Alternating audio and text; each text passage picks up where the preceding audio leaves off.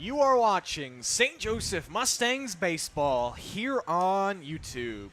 We are coming to you live from Phil Welch Stadium in St. Joseph, Missouri for a beautiful Thursday evening baseball action between the St. Joseph Mustangs of the MINK League and the Kansas City Monarchs of the Kansas City Amateur Baseball Association.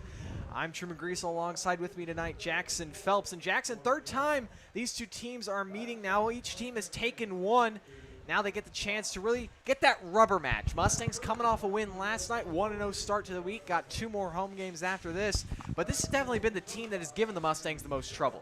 You know, it really has. You know, a tough win in their first time facing off, and then a 2-1 loss last Wednesday. The team that, like you mentioned, have just definitely been playing their cards the right way against these Mustangs. Mustangs just kind of struggled against these Monarchs with pitching, just giving up early walks, early runs. But then I've been noticing some good changes from this Mustangs team from the win against Sedalia on Tuesday, now translating that to yesterday with an 8-3 win against the Mudcats. Just the Mustangs look a little bit more comfortable. You know, we were just kind of mentioning the team getting a little bit more composed, getting a little bit more friendly with each other. And that really does translate to a good ball club whenever you get some guys that are just willing to come out with each other, brother to brother, just ready to go slam some baseballs. And on the base paths, I mean, these Mustangs have definitely just grown and matured on the base paths and in the bullpen as they continue to do that. There's going to be some hiccups, of course. You know, the Monarchs is not definitely a team to not make that happen, but in another rubber match, non-league game, I think the Mustangs definitely have it in the cards tonight to get a 2-1 series advantage against these Monarchs. They will look to take that second game of the season. You talked about it, these Mustangs definitely against the MINK League opponents have not had trouble scoring runs, but against these Kansas City Monarchs and this pitching staff of more experienced, older guys that are, you know, at their end of college or into their adulthood and just looking to keep playing, definitely have kept these Mustangs hitters off balance. Dylan Graybenner gets his second start of the year. We'll look to rebound after a tough first outing. Then starting lineups are being announced shortly as we'll have national anthem and then first pitch coming up. So you're watching St. Joseph Mustangs baseball here on YouTube. We'll take a short break. Be right back.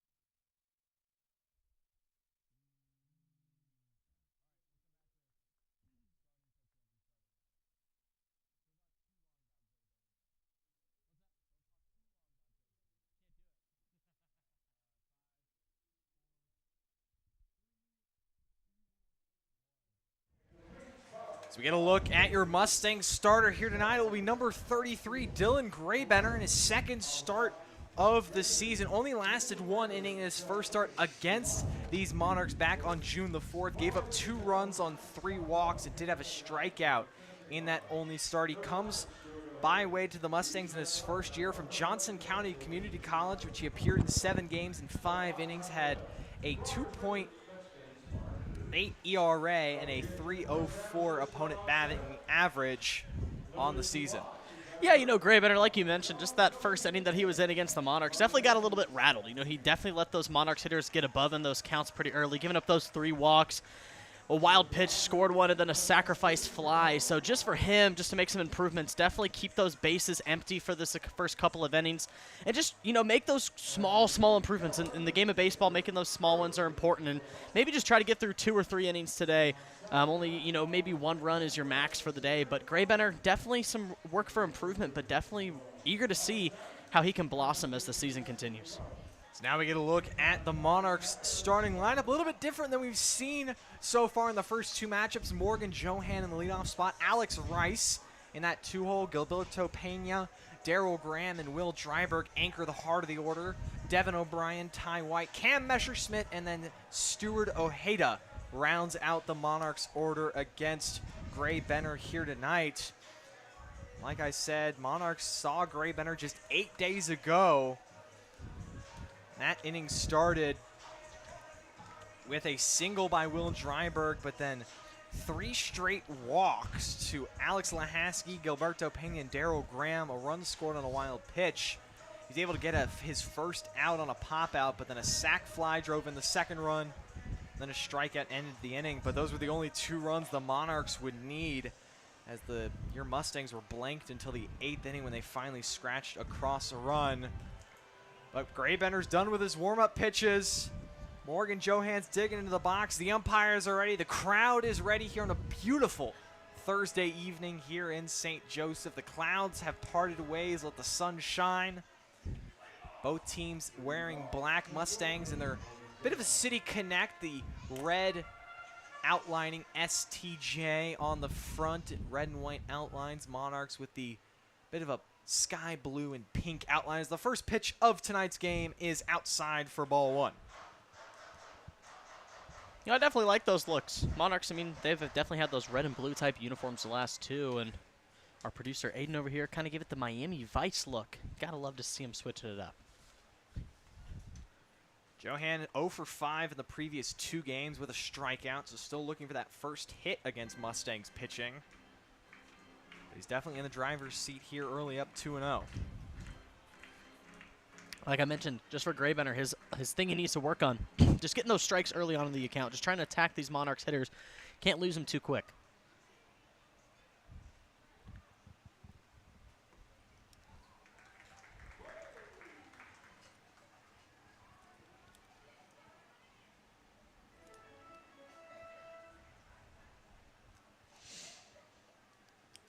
Graybenner, one of those starters that elects to go from the stretch full time. Doesn't have the traditional windup you're used to seeing. Didn't get any starts this past spring at Johnson County Community College. His longest outings were only an inning each.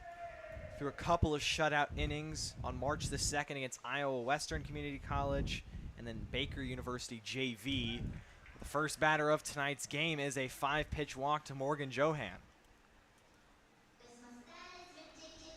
Feels like it's a broken record what we've been saying with Graybenner. Just needs to regain that control.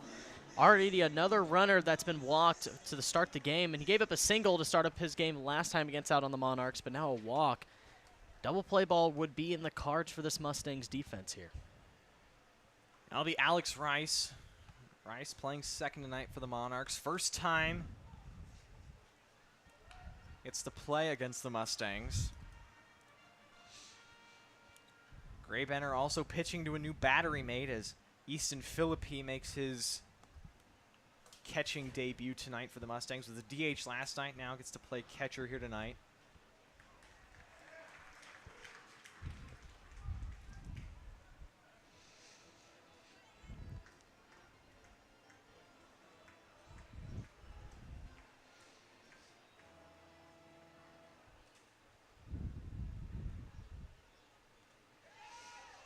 So now that pitch gets away from Philippi, and Johan will move up to second base easily on the wild pitch.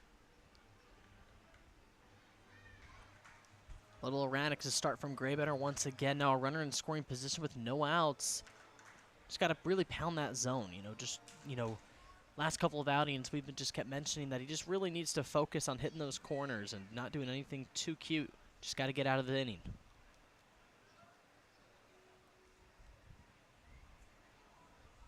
That one's fouled back.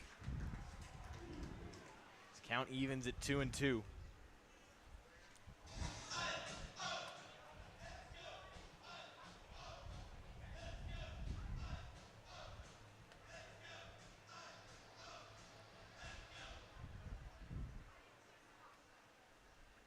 Rice, a guy who started his college career at Missouri Western before transferring to Southwest Oklahoma State. His final 2 years.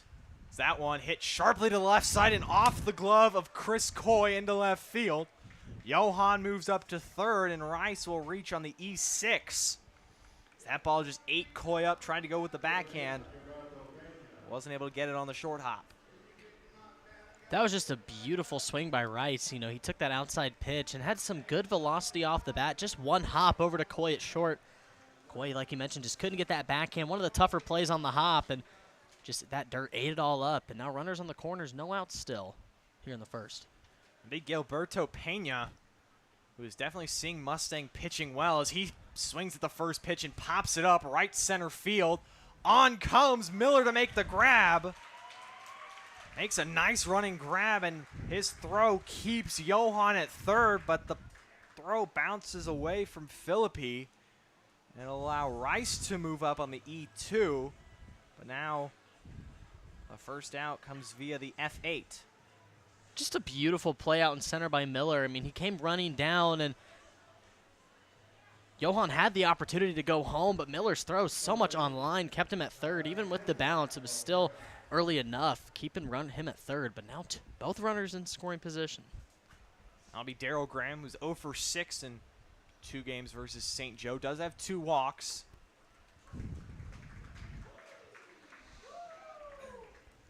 That was one of those defensive plays. Miller had to run a long way. He pretty much caught that in right field. And you can see where he's setting up there pretty much in dead center. He made a long run to call off Trevor McCollum, and then his momentum kept taking him forward, and he was able to make a nice strong throw to prevent Johan from tagging and scoring at third. These Mustangs have been doing such a good job, Truman, just covering those ground out in the outfield. I mean, we've seen guys like McCollum, Lukehart, even Freeman making some fantastic plays out in that outfield. Graham 8 for 12, with 9 RBIs in the young Casey ABA season. Looking to drive in 1, maybe 2 here in the first and throw the first punch. Monarchs have done that in each of the first 2 games. Gilberto Pena launched a solo homer in their first meeting, and then in their second meeting, it was a wild pitch and then a sac fly that drove home a pair in the first. 1-2 from Gray Benner. Off the hands, grounded right to George, but it will be called foul.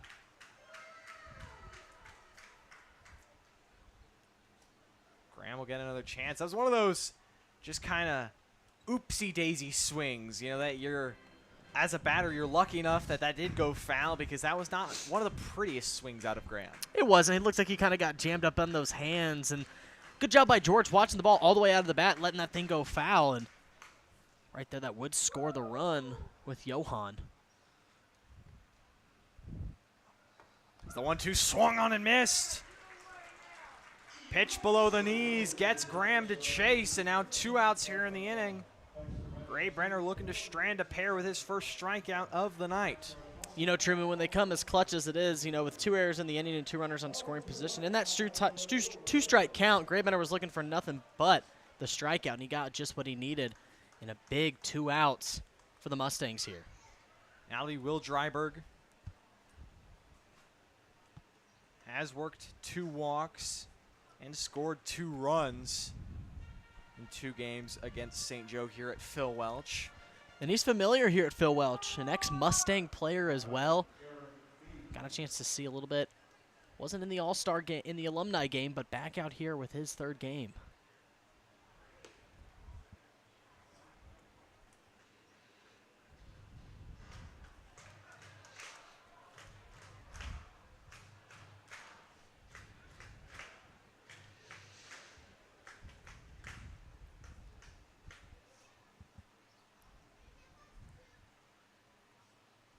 Now that 2-0 swung on and missed.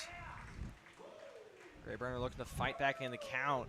Mustang pitching so far this season has been a strong point for St. Joe, and they've proved time and time again their ability to limit damage. And Graybrenner here, he had 2nd and 3rd with 1 out, looking to escape it without giving up any runs.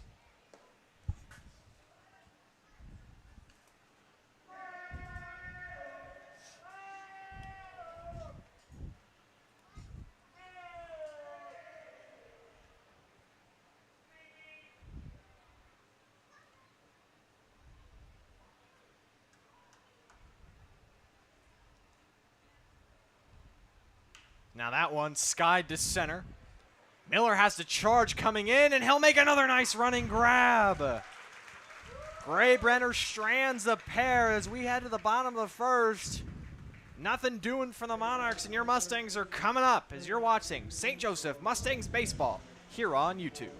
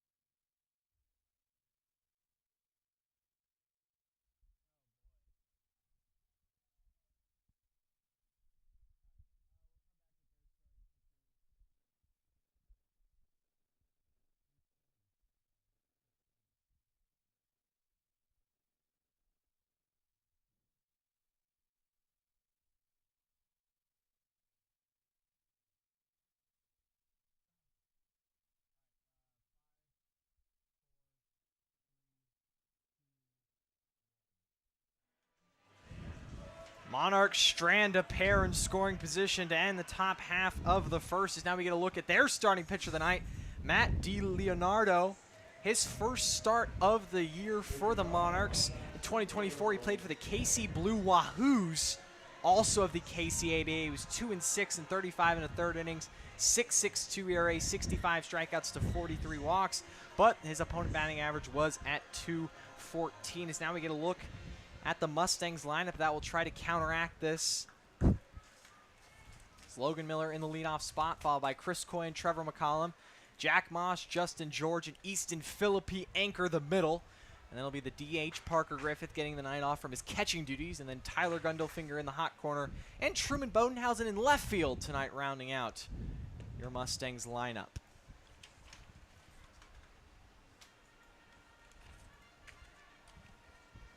Miller comes in 9 for 27, leading the Mustangs with 10 runs scored.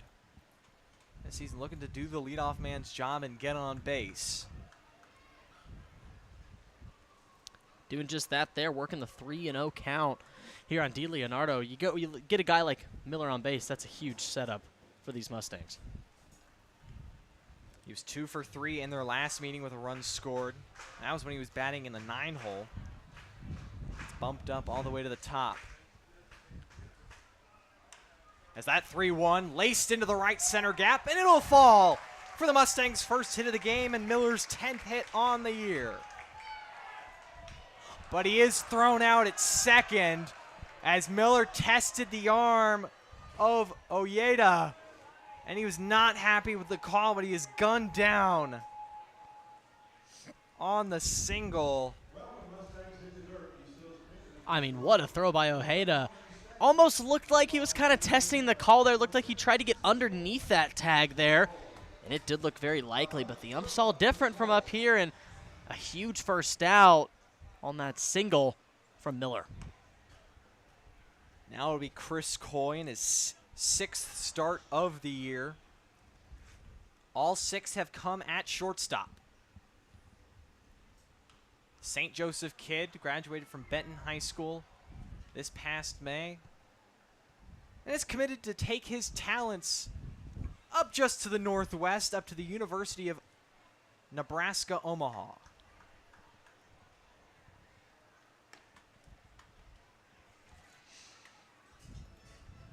Plethora of high school seniors on this roster. Saw a couple of those last night. Easton Philippi made his debut, as well as Ashton Nance. Philippi we'll see later in the lineup from Staley High School. Nance out of Blue Springs South. Both in that Class 6 state title game like we've been mentioning. As that 2-2 line right back at DiLeonardo, and he has to get his tall frame out of the way. And already the 2nd hit of the night for the Mustangs. It's a 1-out single for Coy.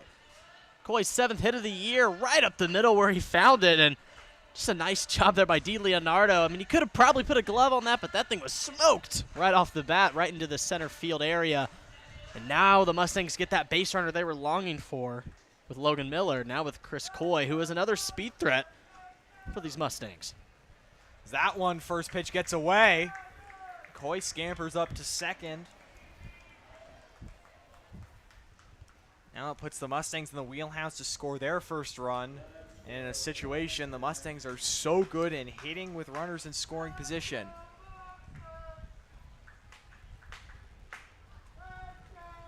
Trevor McCollum, only 3 hits to this point in the season, 3 for 13. But he's made his impact elsewhere. Several nice defensive plays. He's also worked 5 walks, so he's found ways to get on base. Like you mentioned, just 3 hits, but still one of the most productive players when he needs the time to shine. This guy like McCollum. So that one grounded to first. Tough hop for Messerschmidt. He'll toss to DiLeonardo for the 2nd out, but Coy will move up to 3rd. Once again, like we mentioned, just productive. You know, unselfishness there. Put it to the other side of the diamond, allowing Coy an easy 90 feet. And now 2 outs. Mosh, who was the player of the game last night, has an RBI chance and a chance to take the lead.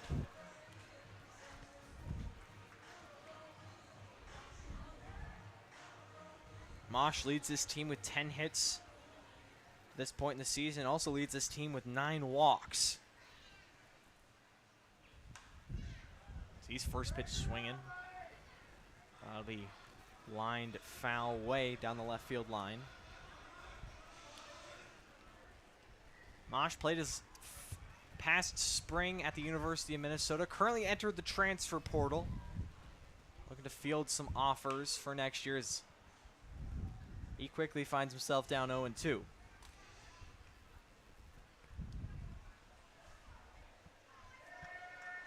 We'll have to see if he wants to keep it local. You know, a Kansas City kid out of St. Pius High School. Played at Mizzou for his first college season. We'll want to see, eager to see where Mr. Mosh takes himself. That 0-2, the changeup from DiLeonardo gets Mosh swinging to end the threat. Mustangs strand a man in scoring position. And after one here at Phil Welch, both teams have had opportunities to score. Neither have cashed in yet. We're headed to the 2nd. Still 0-0.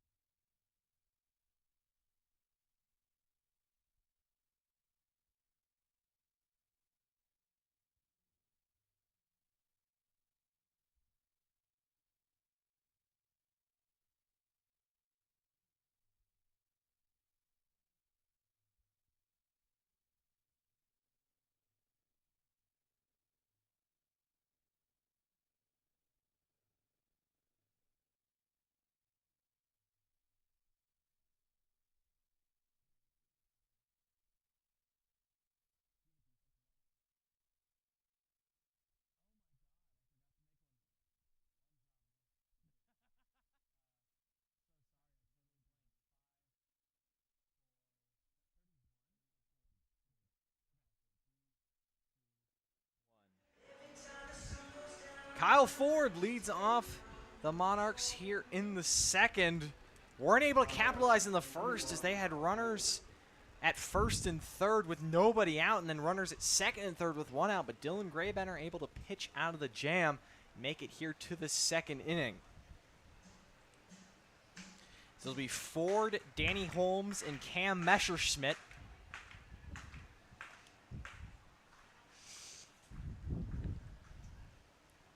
It's Ford 0 for 6 with 4 strikeouts in the previous 2 matchups. He's looking to right the ship here against St. Joe as that one grounded softly to third. Bare hand pickup from Gundelfinger. And not able to get it as it pulls George off the bag. And it'll be a leadoff infield single for Kyle Ford. Yeah, that's a good piece of hitting just off the end of the bat there, and Gundelfinger had to make a tough play. Just kind of trailed enough into that infield, and Ford, all gas, no brakes out of the box. A nice infield single for him.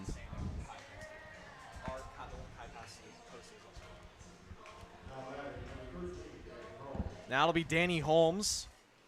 Holmes played in only the second matchup back on June 4th, and he was 0 for 4 in that one.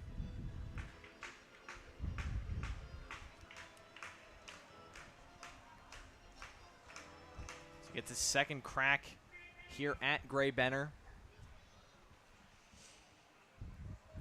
That one first pitch up the middle, grounded right to Coy, tosses to Mosh for 1, over to George, and it's a 6-4-3. Light 'em up double play for the Mustangs. What a play there by Coy. We've been mentioning all season long how just fundamental he is at the shortstop position. Kind of read it really nicely, was going on the ground the whole way and read that hop at the last second, and a nice flip over to Mosh. And what a beautiful double play there. We haven't seen too many, but Coy, one of the best at the 6th position, made it happen. So now with 2 outs after the double play, it'll be Cam Messerschmidt batting in the 8 hole tonight.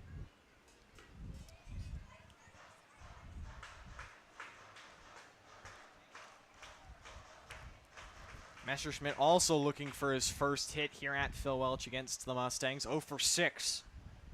The pair of strikeouts. Has drawn 1 walk. It's been very low-scoring games between these two teams. 6-5 back on May the 30th, and then 2-1 on June the 4th. So when these two teams show up, the pitching staffs definitely ball out, per se. It's definitely a struggle for the offenses. I mean, it sure is. I mean, I think the Monarchs, you know, not as young as these Mustangs players. It just means they got that veteran status. They've seen a lot of different type of people, a little bit of different each team, and they definitely know how to play against these Mustangs. Series is tied 1-1 so far.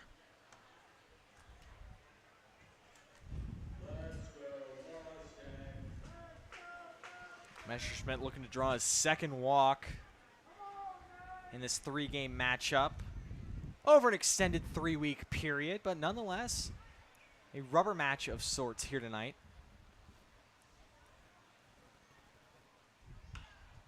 Instead, that one's grounded softly to third. Gundelfinger, couple shuffles, fires across to George. And it's a 1-2-3 inning for Dylan Graybenner as a 6-4-3 double play helps him out. Headed to the bottom of the second for the Mustangs, it'll be George, Philippi, and Griffith. As you're watching Mustangs Baseball here on YouTube.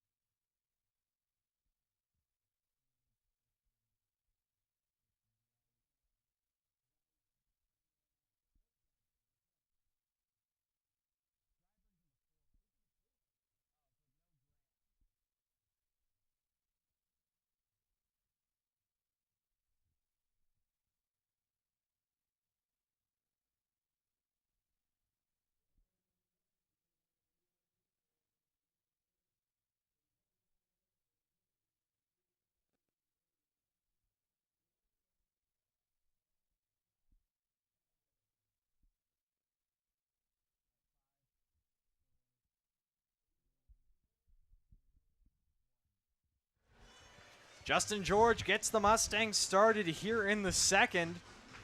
Dylan Gravener has thrown up a pair of zeros to start his outing.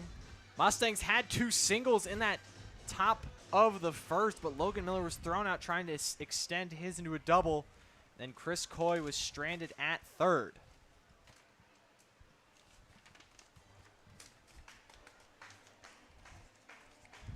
George in his 7th start, 4 for 18 so far on the year. Looking to be a leadoff man here in the second.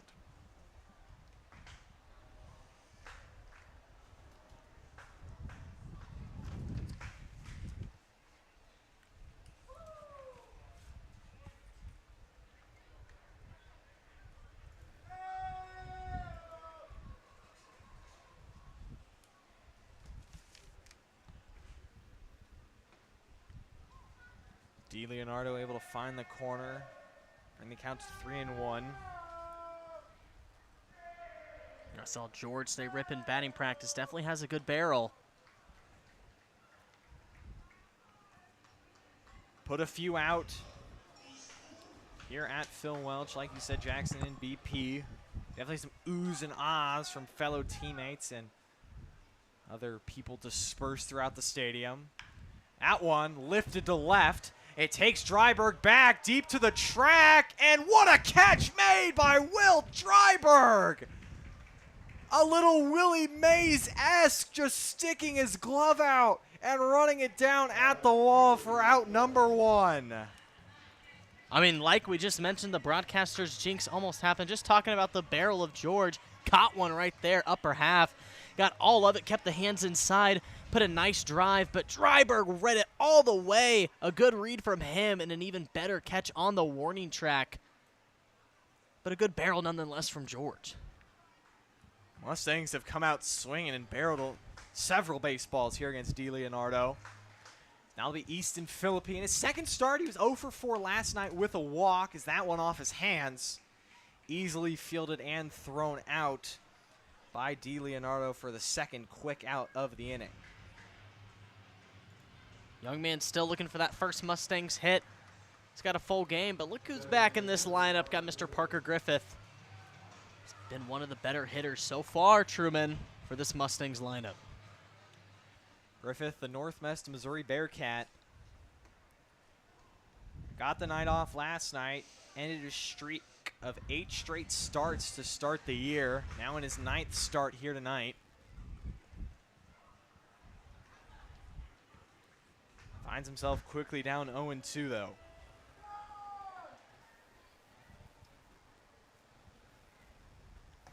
And he goes down swinging on 3 pitches.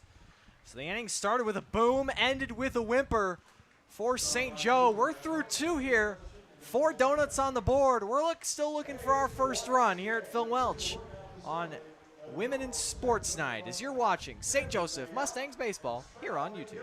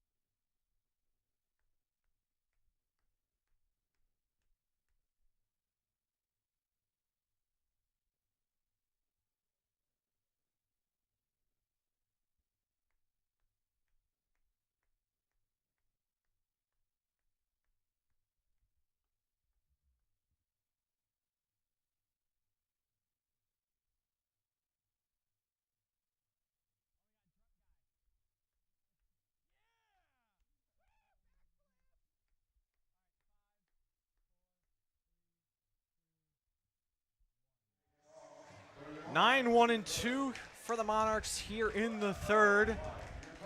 Dylan Graybenner back out for his third inning of work. It's Ty White to lead off here. White only played in that first matchup here against the Mustangs and was 0 for 3. Did score a run.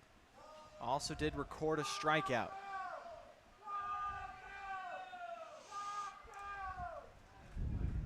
You know, Graybenner, definitely his best start. Even though it's only his second, like I said, just the improvements. He's here, finding himself in the third. Only one hit, no earned runs.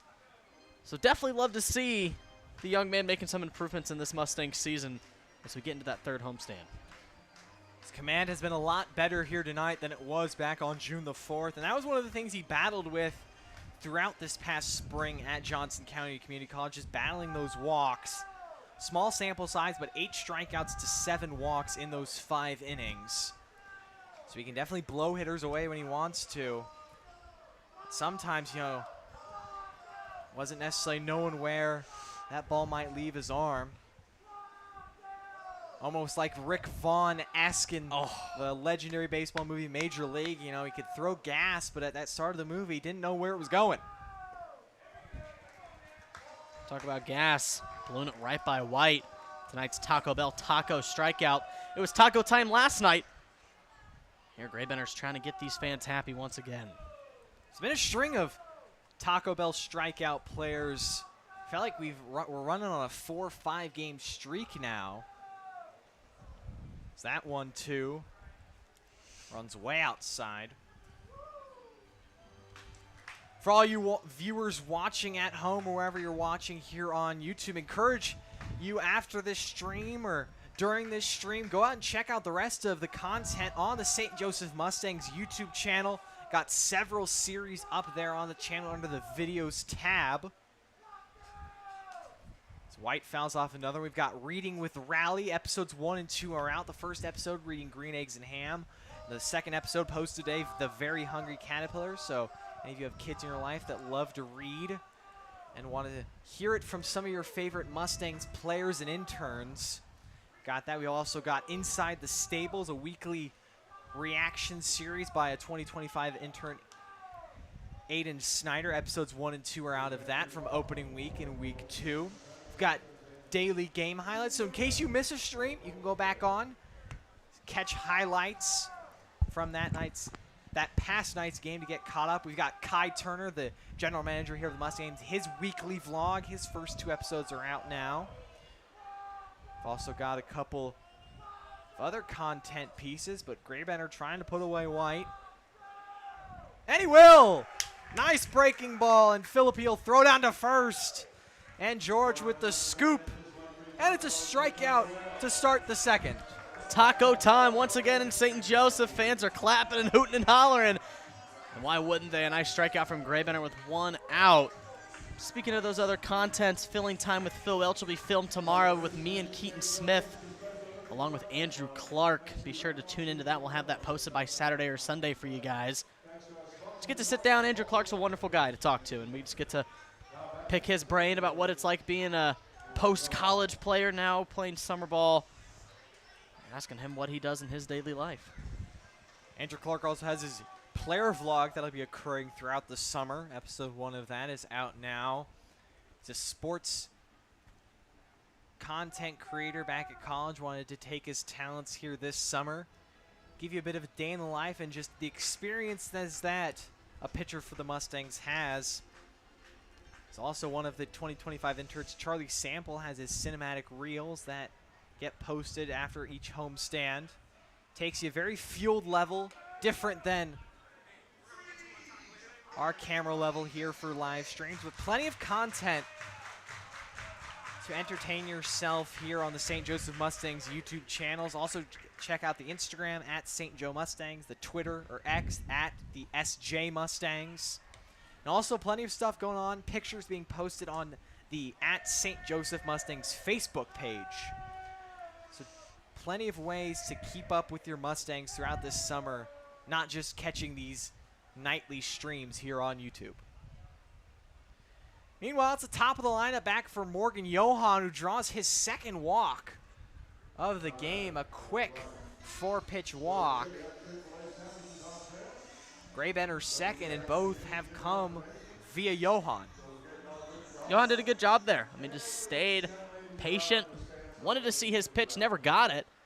Graybender just wanted to see if he could mess around the zone. Didn't really want to attack Johan as the one hitter. Puts him on base, second walk of the day, brings up Rice with 1 out.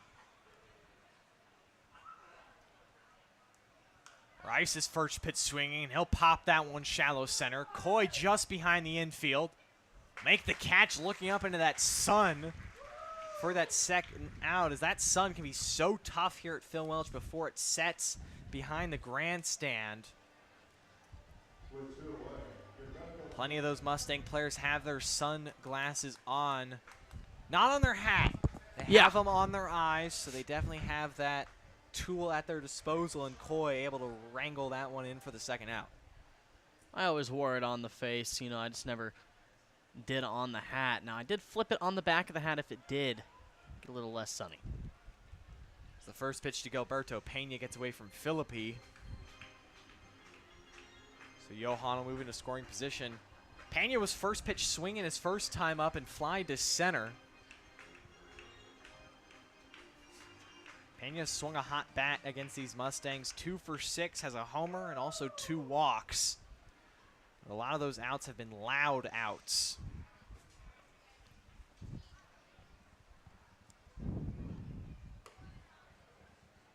You mentioned loud. Pena had that home run back in the first game between the Mustangs. There's a reason he hits 3 and 4 for this team. I mean, definitely a big frame for him, and he definitely knows how to get that wood around pretty quick.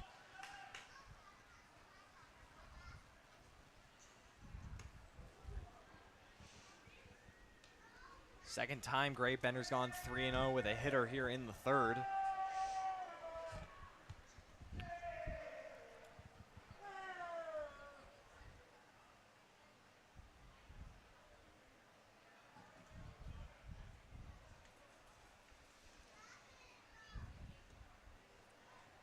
He's able to clip the zone there.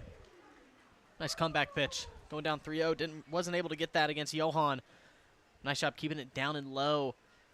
Pena just trying to get an easy base here, but a nice job from Graybender just messing around with the zone like I mentioned. He wanted to do that with Johan. Able to do that here, 3-1 on Pena. Now gets Pena to swing and foul one off. Now he's come all the way back here. Now 3-2 with 2 outs and a runner at second base in a 0-0 game here, top of the third.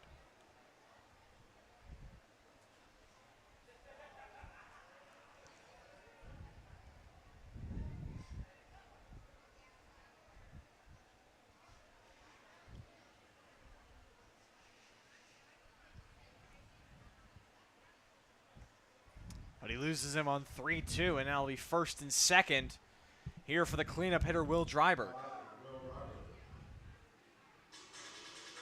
Well, just another time there where Graybender, like we saw in his first outing against these Monarchs, in those three-ball counts, he just loses a little bit of that confidence with his catcher. And I think Philippi, first time catching for him on the season, first time behind the dish. Definitely got to get used to those Graybender pitches, trying to frame it maybe a little bit tighter in that zone for him. 2 walks here in the third. Dryberg struck out swinging his first time up. And Pena, not a bad guy to walk, honestly, with the power that he possesses. It's not a bad guy, especially it sets up the force out at any of the main 3 bases except home. So, you know, a chopper up the middle, you just have to go to the short way to second. So there's a nasty slider. It's Dryberg way out in front, and now Graybender's responded after the walk to get Dryberg down 0-2.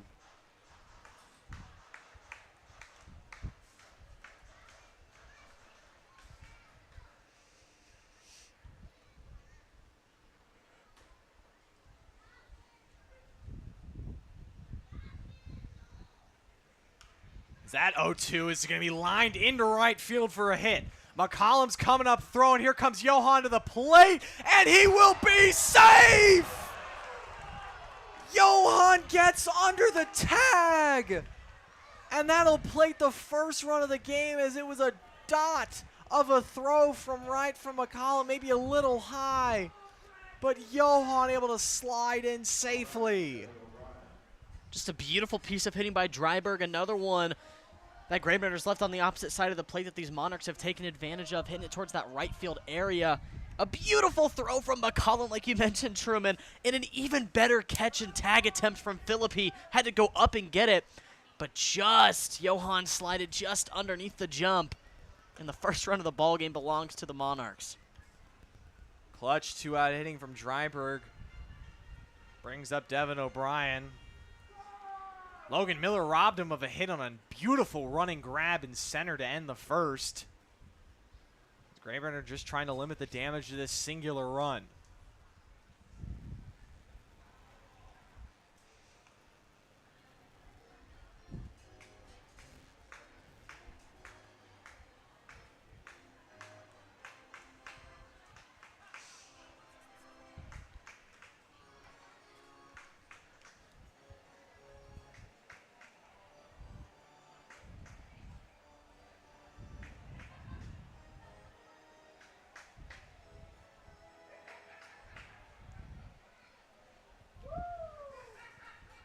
Long pause from Graybrenner here on the 1-1 to O'Brien. This time it's a slider that slides too far outside for ball 2. Got that slider to work last time on Pena. You just got to really control how far you want to get that release out with those sliders. And just a little bit out, but definitely has been working the breaking ball pretty decent here in his first 2 innings. That one line and snagged by Tyler Gundelfinger to extinguish the threat here in the third. But not before a 2-out RBI single from Will Dryberg gets the Monarchs on the board. Here's we're headed to the bottom of the third at Phil Welch. It'll be Gundelfinger, Bodenhausen, and then back to the top and Miller. The Mustangs look to respond.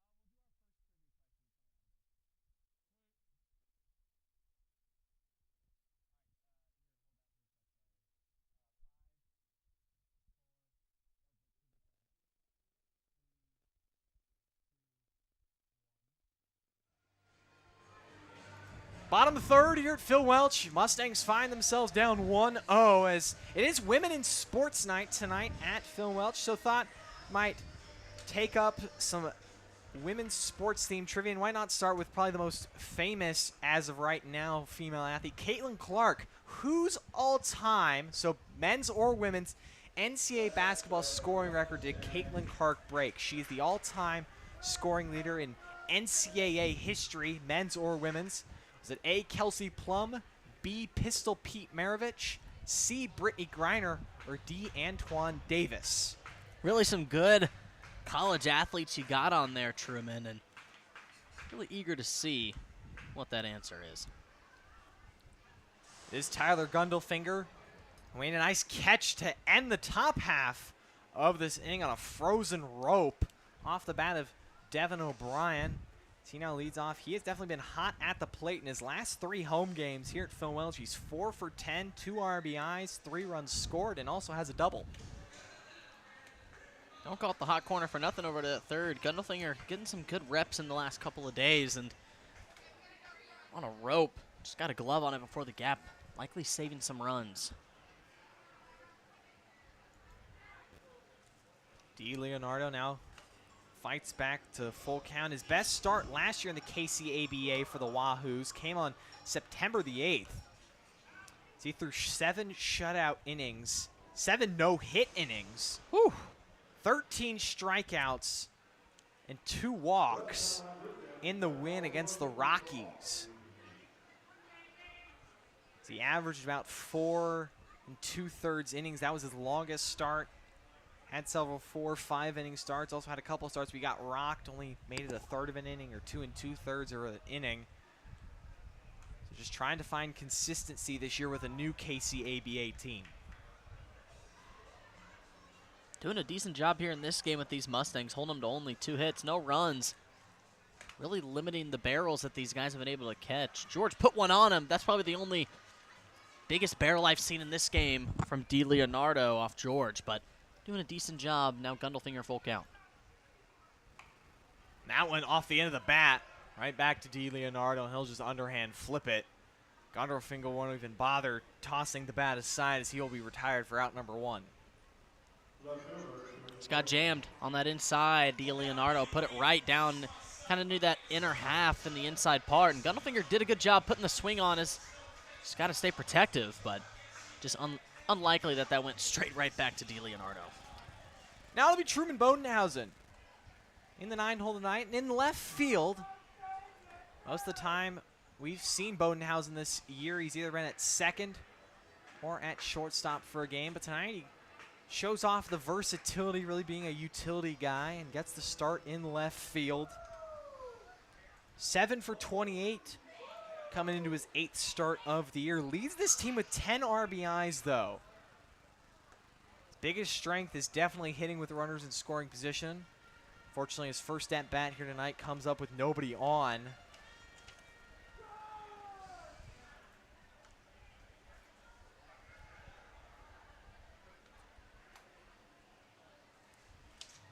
Bodenhausen, another returner to this Mustangs squad in his 3rd year here with St. Joe.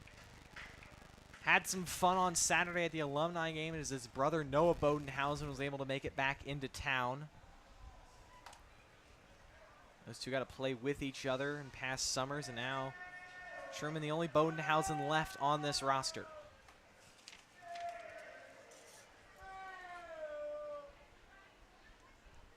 Had a 256 last year, 21 hits and 17 RBIs. Quality performer that he was. And a fan favorite, I must say. Has a good first name, wouldn't you say, Truman? I do like it. You don't meet very many Trumans, as that one popped down the right field line. Long run for White. He won't get there. Long run for both White from right and Rice at second. Just landed out of the reach as Bodenhausen stays alive. Bodenhausen originally from Country Club, Missouri, which is a village in Andrew County. It is part of the StJosephMustangs Kansas Metropolitan Statistical Area, so right near the border. But had the country club life growing up. Home to just shy of 2,500 residents. That 3-2 upstairs, and it'll be a 1-out walk for Bodenhausen, his 3rd on the year. Nice job by Bodenhausen, 3-2-1 to stay disciplined, and a good job watching that slider go outside, and 1 out. Runner on for the Mustangs brings up Logan Miller, one of the best hitters on this team. Andrew Clark last week said if he had to give an MVP early on, he'd give it to Miller, just a quality player all around this year for the Mustangs. Miller has been scorching hot at the plate as of late. In his last 5 games, he's 9 for 22 with 8 runs and a double. He also comes in riding a 5-game hit streak, which he extended to 6 games in the first, as he laced a nice one into right center, but then was thrown out at second base trying to test the arm of White. Miller thought he got in under the tag. The umpire said otherwise.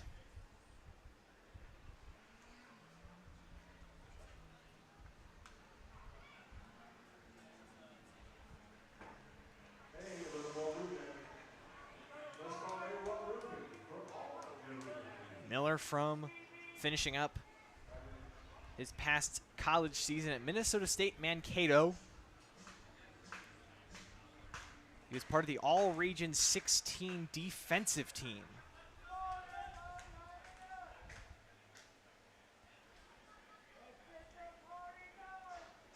He's a sports management major. Definitely enjoys a lot of the things that I feel like college athletes enjoy. Enjoys lifting weights, playing video games. Also dabbles in fishing.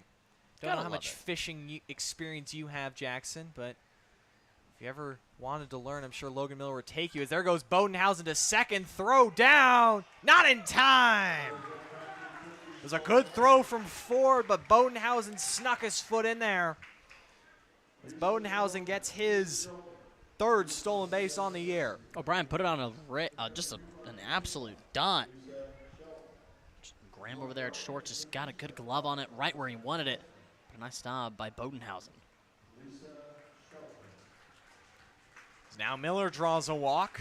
So his perfect night continues, and it's a golden opportunity here now for the Mustangs for Chris Coy, who already has a single to his name tonight. Yeah, just one out. 2 runners on, 1 in scoring position. Both 3-2 counts that were taken for walks. You know, 2 speedy guys. You know, we just saw Bodenhausen get a steal on a nice throw by O'Brien, but Mr. Miller over there knows also how to get around those bases. Maybe a double steal we might want to see. Down 1, how aggressive do these Mustangs want to be tonight? That one line right field and down. Johnny Coyle wave home. Bodenhausen throw goes to second, and this game is tied. RBI single from Chris Coy puts the Mustangs on the board. Another one taken to the opposite field for the Mustangs into the gap. And Chris Coy just doing a good job putting his hands to the ball, keeping him outside. And a nice run there from Bodenhausen all the way from second to home. Didn't even want to give it a look from right field, and we're tied at 1. Now Trevor McCollum, who grounded out to first, back in the first. That RBI for Coy was his 5th on the season, and also his 8th hit. There goes Miller for third, and that pitch is going to be way over the head of Ford. And now here comes Miller to the plate! But he's easily going to be thrown out like a lightning bolt. Miller was trying to catch DeLeonardo sleeping. But the aggressiveness does not pay off, as that will translate into the second out of the inning. I mean, Miller, just the aggressiveness right there. He had the wheels. But a good job by O'Brien realizing that quickly. Last night, the Mudcats tried to do the same thing on these Mustangs, and the Mustangs wanted to try it out here. But a good heads-up play getting that second out. So now Trevor McCollum now here with 2 outs. Is way ahead 3-0. We'll see if he gets that green light.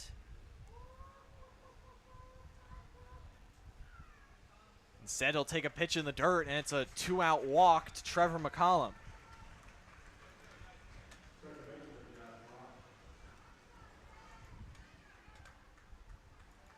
Now it'll be Jack Mosh. Mosh has driven in 4 this year. Struck out swinging on a nice changeup from DeLeonardo in the first. Looking to right the ship and give the Mustangs their first lead of the night.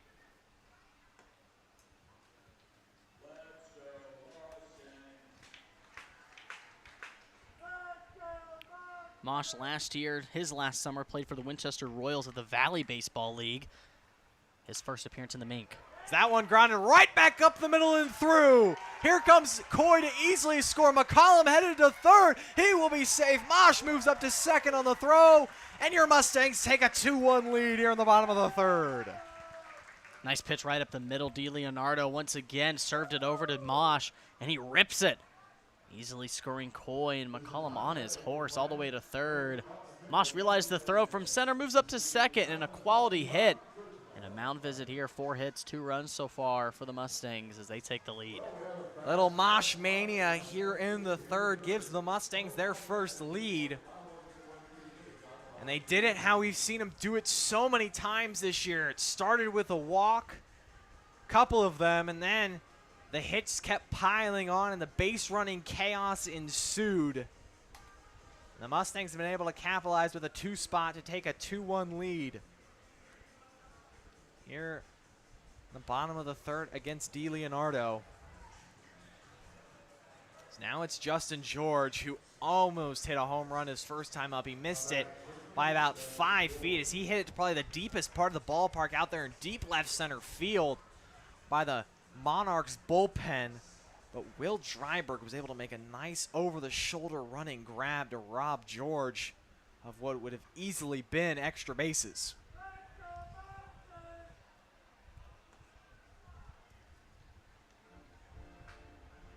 It's McCollum at third, Mosh at second. 2 outs here in the third. George Redsert Jr., William Jewell College, born in Chandler, Arizona, has that one sibling back there at home. Son of Brandon and Yesenia George. Out in Arizona, William Jewell out in Liberty, Missouri.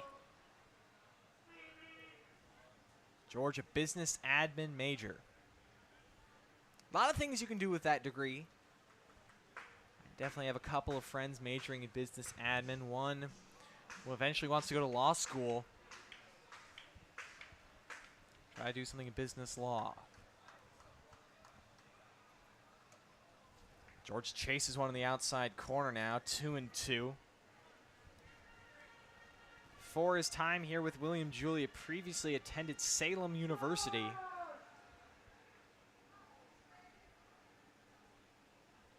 He hit .352 this past spring as that breaking ball in the dirt he does not chase. Now the count goes full.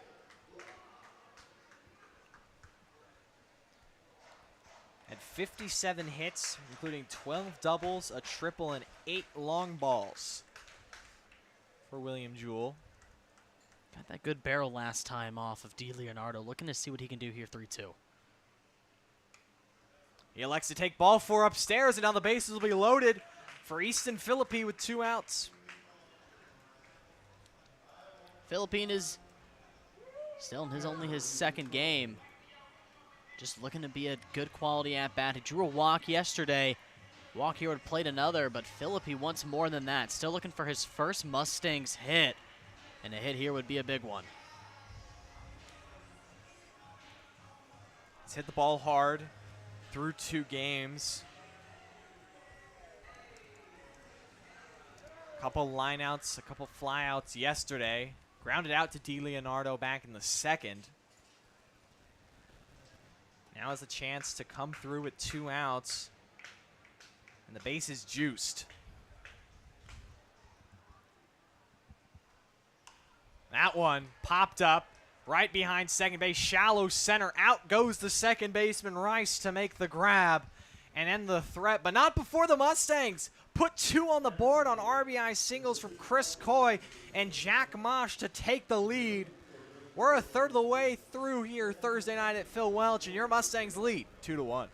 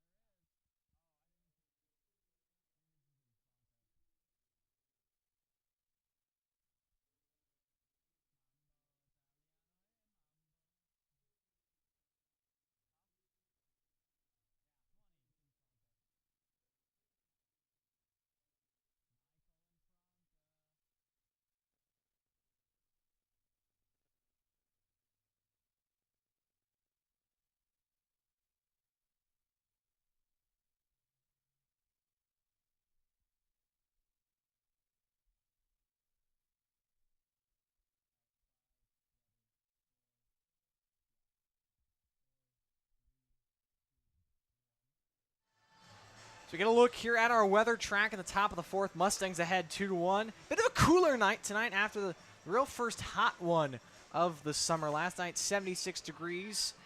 Dropped down to 72 by 9 o'clock. 8:48 sunset as that sunset continues to get later and later. A beautiful one last night. It's now on the bump. The southpaw in his first Mustangs appearance of the summer. Michael Infranca takes over for Dylan Graybaner. Last year for St. Joe, Infranca in 16 appearances was 3-0 in 20 and a third innings. Had a 3.10 ERA, 20 strikeouts to 7 walks, and held opponents to a .229 batting average. Currently attending Texas A&M Corpus Christi, where that was his first season, out of Blue Springs, Missouri, so really local out of the Kansas City metro area. Previously at Johnson County Community College. Only 7 innings pitched over at Corpus Christi, 13 hits, 9 runs, an opponent batting average of .406.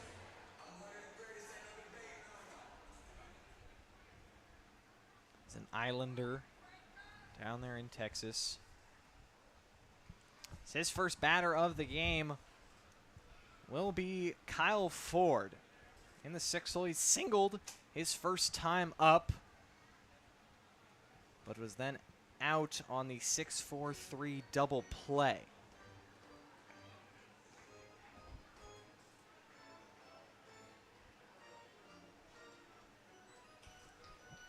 Previously, before Johnson County Community College, was at Washburn, along the likes of Trevor McCollum.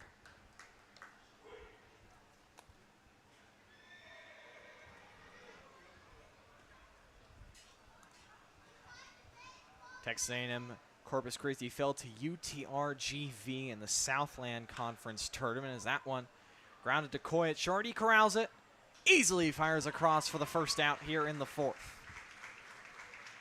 Good throw from Coy. I mean, definitely got the feet down, but the arm that he possesses, he's got a cannon and really makes it hard for these runners out of the box to get an infield single.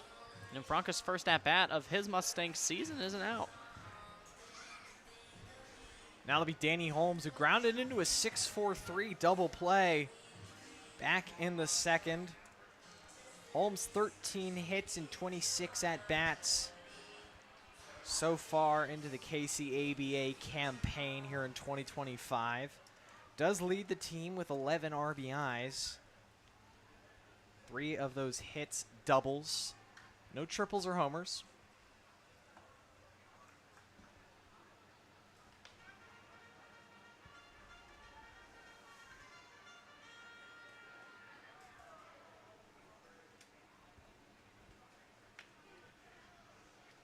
Franca guy back last Saturday in the alumni game got a chance to swing the bat before he threw a pitch here on the mound. He drew a walk, stole a couple bases, and scored a run. Showing manager Johnny Coy, if for some reason injuries plague this team, that he would be ready to jump in. Now he has Holmes down in the count 1-2 after a couple of nice breaking balls on the inside corner. Let's see if he goes back to the well or tries to blow by the heater. It is the heater, but it is upstairs. Might be a bit of a setup pitch. You know, when you have in a count, you're ahead 1-2 as a pitcher, you have a pitch to work with. See if he raises the eye level of Holmes and then drops the hammer. He gets Holmes to reach out, right center field, over into the gap to make the grab is Logan Miller. Calls off McCollum, avoids the collision, and now 2 quick outs here in the 4th. So those scary moments in the outfield, both Miller and McCollum getting close to that ball as it was put right in at that right center gap. But once again, nice job by Miller. I mean, we just mentioned how he's been covering so much ground as he lines up, like you said, Truman, in that center, like middle center field gap. And he makes his way all the way over to make a nice running catch for the 2nd out. Now it'll be the first baseman, Cam Messerschmidt. after his ground out in the second, is now 0 for 7 against Mustangs pitching.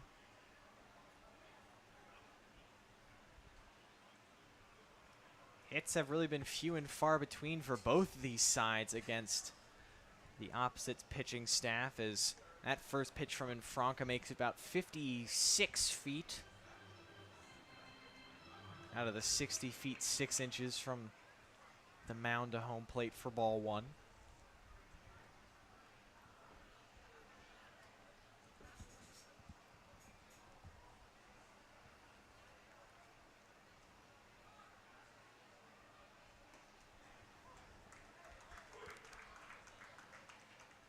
Beautifully placed off speed there by Infranca on the outer half. Messerschmitt, all he had to do was watch it. That was painted right on that wide of the plate. Messerschmitt hitting 263 early in his summer campaign as that one popped behind the plate. Philippi keeps his eyes on it all the way and up against the net. Makes the grab to retire the side. A great catch made by Philippi and a perfect 1-2-3 inning for Infranca in his 2025 debut. Mustangs still ahead by 1. We're headed to the bottom of the 4th. It'll be the bottom of the order in Griffith, Gundelfinger, and Bodenhausen.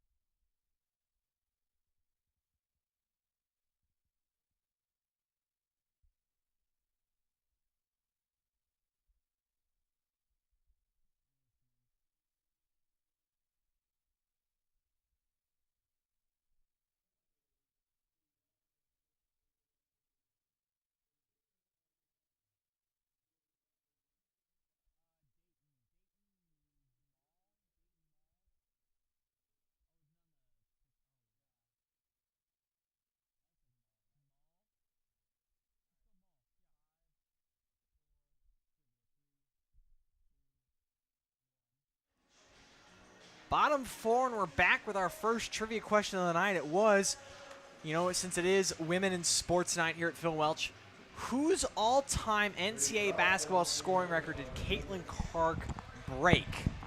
The answer is Pistol Pete Maravich.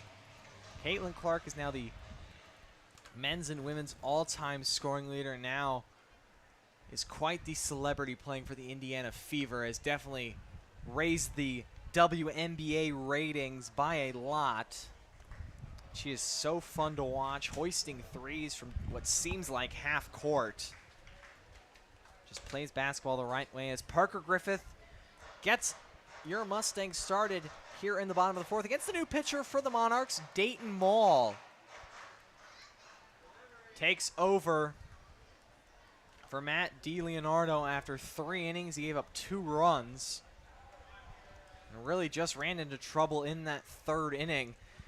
Got the first out, got Gundelfinger to roll over, but then it was back-to-back walks to Bodenhausen and Miller, then RBI single Coy, walk to McCollum, RBI single Mosh, walk to George, Then thankfully got out of the inning by getting Easton Philippi to pop out.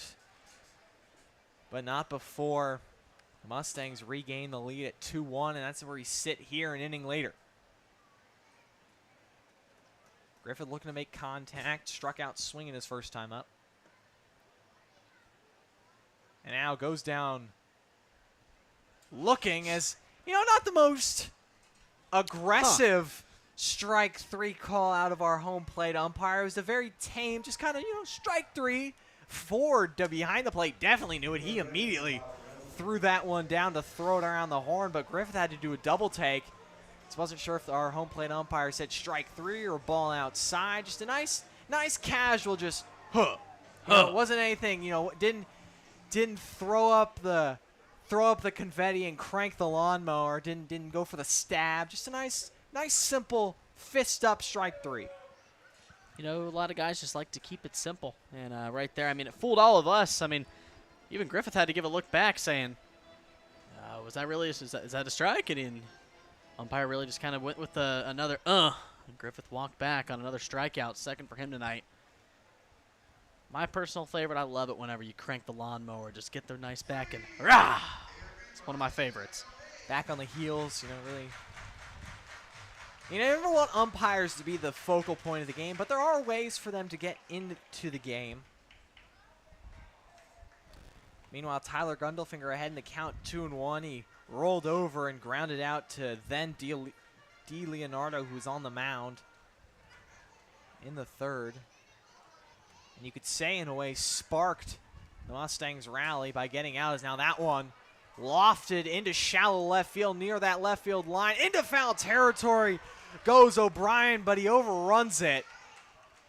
But thankfully it will land foul and send Gundelfinger back to the right-hand batter's box. I can't really see from up there, but that pole over there is showing some rays of sun, so I bet that's a tough play looking up. A little bit of shade there, but nonetheless, that ball can get lost in that sun here at Phil Welch pretty easily. Gundelfinger wasn't stopping. He was going over to second, so if that ball somehow landed on that chalk, Gundelfinger would have ended up at 2, but still a 2-2 count here for Gundelfinger. Gundelfinger currently at Hillsborough Community College, a Shawnee, Kansas kid. Went to Shawnee Mission Northwest High School. His first stop was at Coffeyville Community College, and now made his way over to Hillsborough in 45 games. He hit .250, one long ball, 21 runs driven in. Now takes his talents here to St. Joe in his first summer with the Stangs.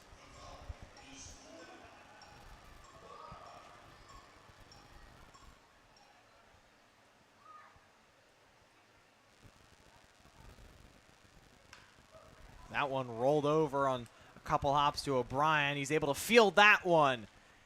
And is able to retire Gundelfinger on the second try for 2 outs to bring up Truman Bodenhausen.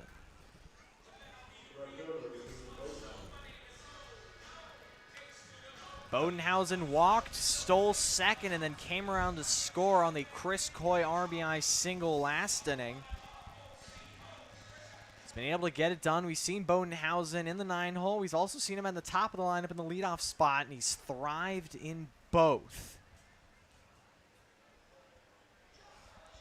He really is. You can really put him anywhere on this Mustangs lineup, even defensively and throughout the order. You love to just have a guy that you say, here, you're going here, and he's confident no matter where he goes.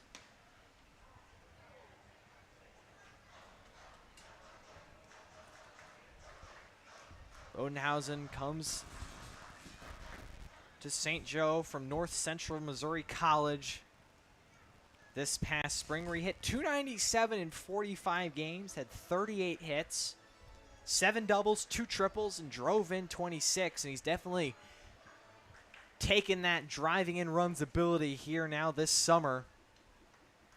He leads this team with 10 RBIs. Not something you typically see out of a 9-hole hitter. Not at all, but you definitely love a caboose. Definitely kind of carries the weight from the top and into the 9-hole. He really just loves to get the guys going. That's not something you usually see out of a caboose. The caboose are usually to put the brakes on. Yeah. Or signify the end. But yeah, Bodenhausen has been more of a locomotive as that one lined over the head and fair of Messerschmidt. Bodenhausen's going to test the arm of White for the second time. Throw a little offline, and Bodenhausen's in there safely with a 2-out double. His second double of the season now flips the lineup over, being a bit of a locomotive, getting this 2-out rally hopefully started. Speaking of the caboose, no breaks from Bodenhausen out of the box, sneaks it over Messerschmidt's glove, and he was running on. No caboose out of him. That is a freight train coming around first into second base, and now a runner in scoring position for Logan Miller. Miller extended his hit streak to 6 games. Back in the first, he's 1 for 1. He also walked and then was thrown out at home as he took off to try to steal third on the Coy single from what was thrown out at the plate. Barely getting thrown out. He's also thrown out in the first at second base, trying to extend his single into a double. So Miller so far has been tried to be aggressive twice. So far is 0 for 2.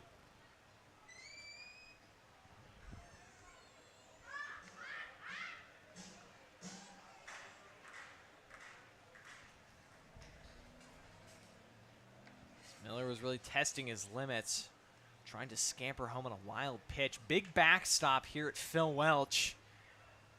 Definitely can get some funky bounces back there as that one slams the bat down as it's an infield pop-up. Messerschmidt squeezes it with 2 hands to retire the side. The 2-out double from Bodenhausen, just a move point. We're headed to the 5th. Mustangs still lead 2-1.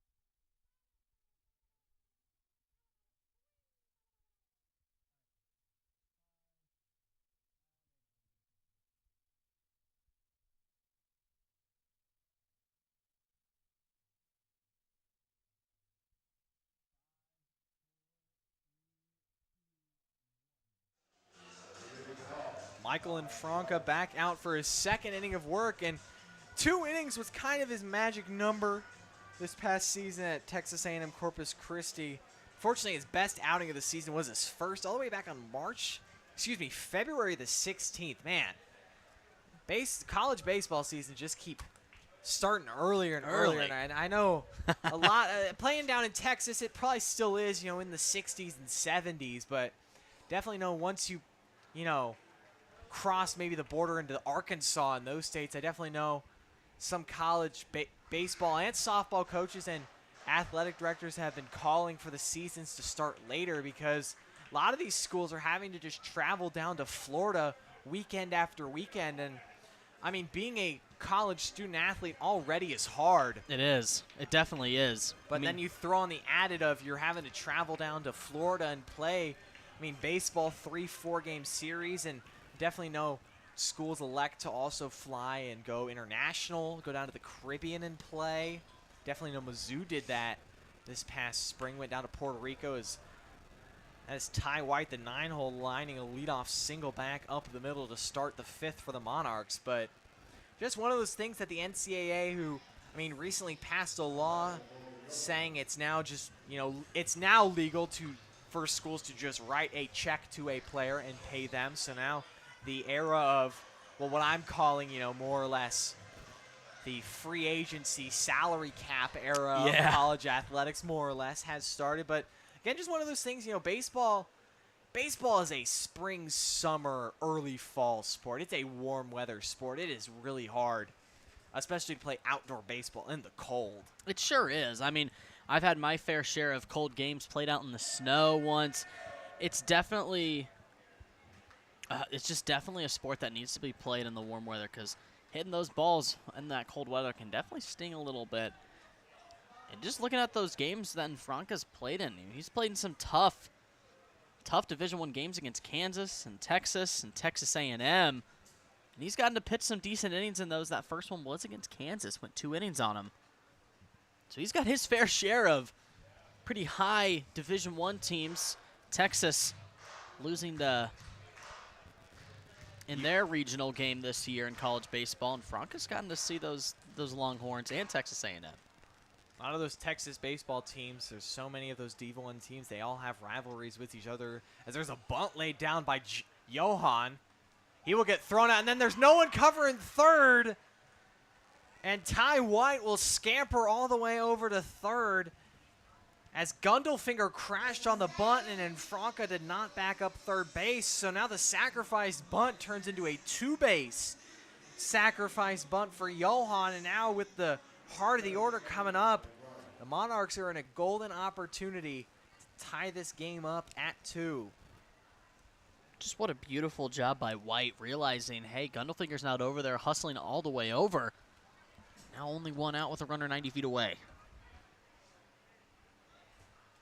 That bunt, maybe not the prettiest bunt from Johan, but he got it far enough away from Philippi and Franca, and then Gundelfinger, once he saw the bunt was not headed for him, he just kind of pulled up and wasn't thinking that next play that coaches preach day in and day out. As that one rolled over, but foul just outside of first. Going back to that college baseball talk, I have gotten to play at Kansas's baseball field. Oh, nice facility right outside Allen Fieldhouse, nice turf facility, but they were ousted in the Fayetteville Regional by North Dakota State. So as a Mizzou fan, I smiled at that, chuckled at that. Me too, brother. Right here, that one popped up right center field. On comes McCollum. He'll make the grab. Tagging and trying to score will be White. Throw to the plate in time. White is gunned down from Trevor McCollum in back-to-back games with an outfield assist. Keeps this game right where it is. Trevor McCollum holds the lead with a dart from right field. We're halfway through here at Phil Welch on a Thursday night. Mustangs still lead 2-1.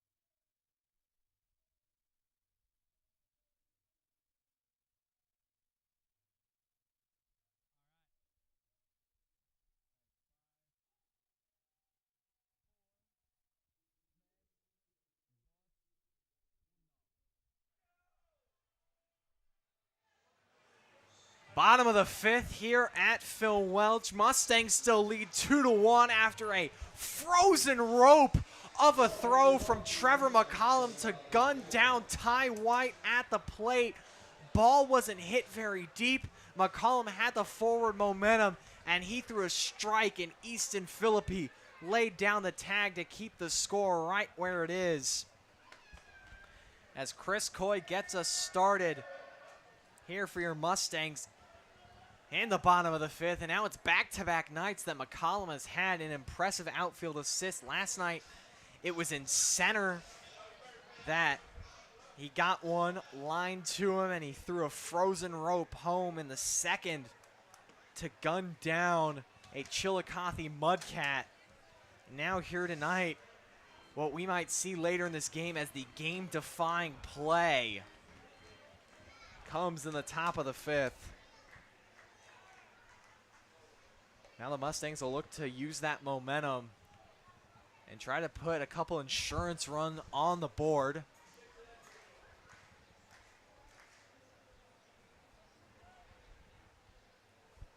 Coy 2 for 2 with 2 singles and an RBI and a run scored, and now he'll take a 5-pitch walk to start the fifth. Nice job there by Coy, staying composed, looking at those pitches all the way through. He's just such a smart player. I know he's just out of his senior year in high school, but definitely is going to blossom at the University of Nebraska, Omaha. Definitely one of the more skilled players we have on this Mustangs roster this year. Now here is the man who kept the score right where it is, Trevor McCollum. He's 0 for 1. He did walk his last time up as the first pitch gets away from Ford and allow Coy to move up into scoring position now with nobody out. Good job by Coy watching it in the glove. He just missed it from Ford, and Coy kind of took a long turn there at second, but a nice job by Ford to kind of keep it corralled just behind that Mustangs word font. But a runner in scoring position for McCollum with no outs. Those base running instincts that so many of these Mustangs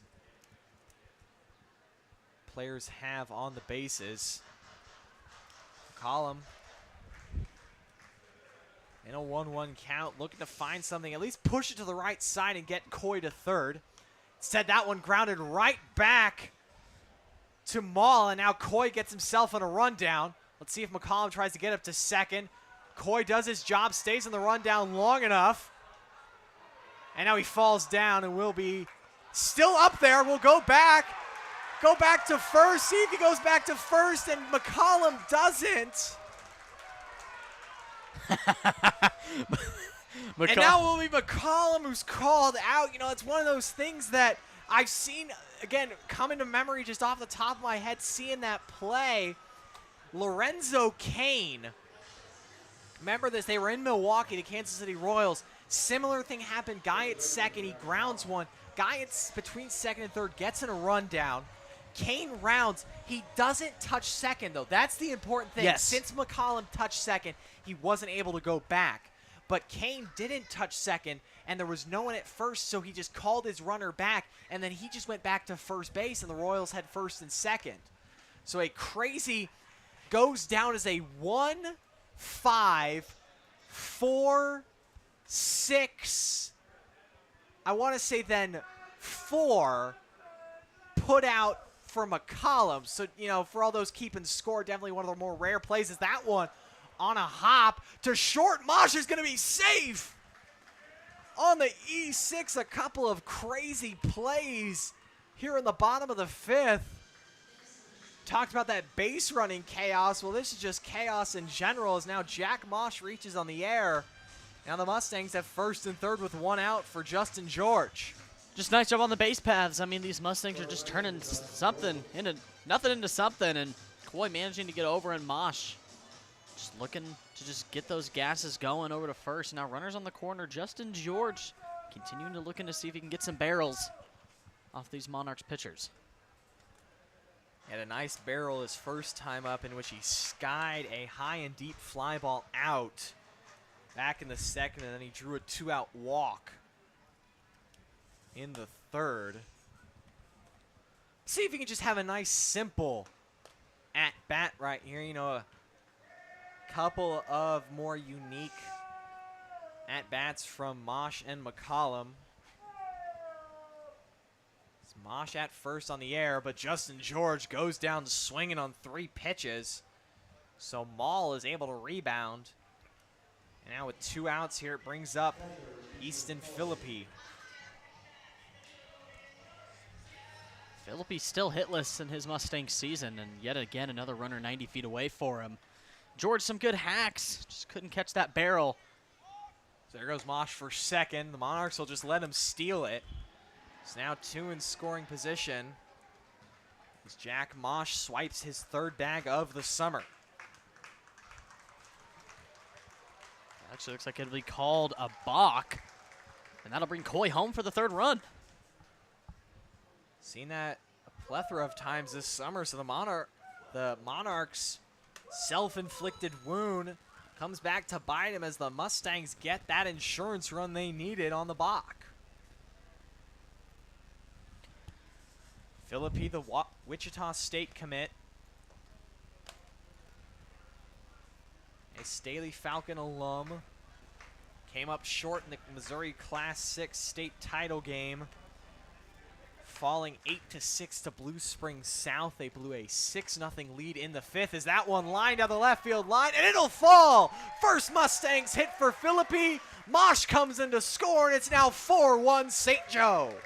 Good job by Philippi keeping those hands inside, just taking that inside pitch over to the opposite field, and that just fell on that foul line just inside the fair. And Mosh was on his horse. First RBI and first hit. Actually, second RBI and first hit for Mr. Easton Philippi.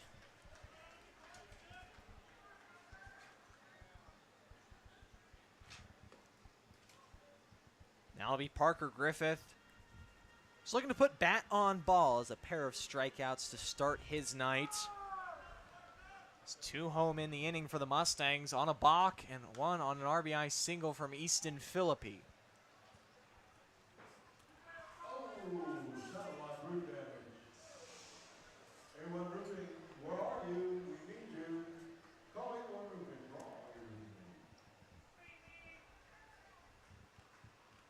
Griffith started all but 1 game, and that was last night as that one runs up near his head and will allow Philippi to move up to second on the wild pitch. Nice job by Griffith. Last time he was down 0-2 in a count. He was struck out on 3 pitches. That one just went over the head. Now another runner in scoring position for the Mustangs, and Griffith, one of the predominant hitters of the season. It's a man you don't want to have with a runner. Has the only home run on the year for this Mustangs team. Moonshot out into left field against the Chillicothe Mudcats last Friday night. So now there goes Philippi for 3rd, and he'll easily be in there.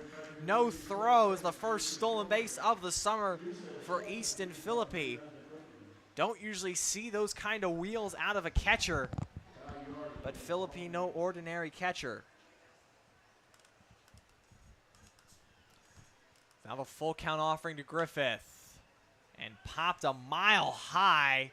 Long run for O'Brien. He slides and he won't be able to catch it. And Griffith stays alive as plenty of foul territory for fielders to work with here at Phil Welch. Down the right field line, it does get closed off a little bit as you head towards the party porch area. Definitely down that left field line, instead of closing off towards the foul line past the dugout, it bows out more. It's Griffith with new life, draws the walk, and gives way to Tyler Gundelfinger. Good job by Griffith on 3-2. Watched it all the way out of the hands like we've been mentioning. These Mustangs are just so patient at the plate tonight on those full counts. They could be going a little aggressive watching them go, but last time the Monarchs, they faced them, they were going really aggressive on those 2 strike counts, but now it's paying off. Now runners on the corner for Tyler Gundelfinger. Pair of ground outs to Gundelfinger's name, looking to extend his 3-game hitting streak here at home.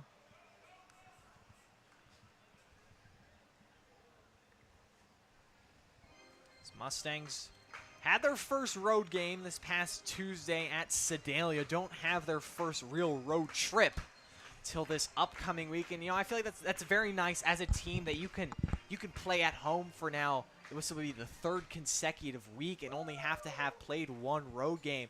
It really allows you to get comfortable this summer before you head out on the road. As that one lined into center, it'll drop.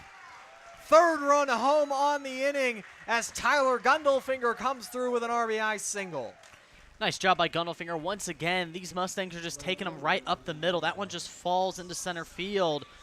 Philippi had to watch it for a second, but since it was 2 outs, he knew off that bat he could just run on home, and what a job there by Gundelfinger. Getting yet another clutch hit with runner in scoring positions for these Mustangs. They lead at 5-1. Now it's Truman Bodenhausen who finally gets a chance to hit with runners in scoring position. An opportunity where he's so good at it, an errant throw by Ford into right field. Griffith is the only one who recognized it as Gundelfinger stays put at first. Griffith heads to third on the E2.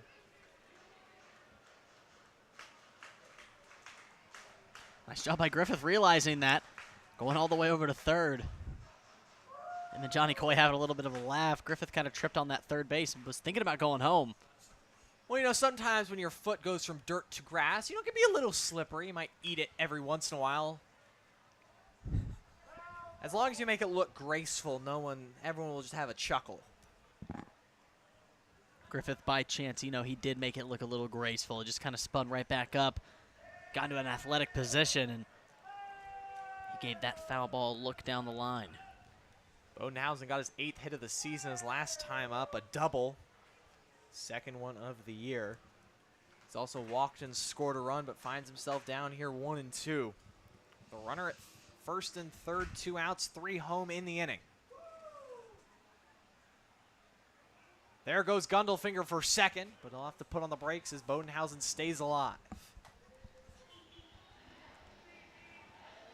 Always one of those things I definitely know as a base runner trying to steal a bag, especially with 2 strikes as the hitter. You see your teammate get such a good jump, but you have to swing because you don't want to go down looking.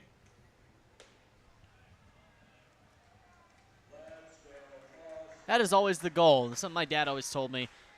As long as you're walking back to the dugout, knowing that you got a last swing on that strike, that's all that really matters.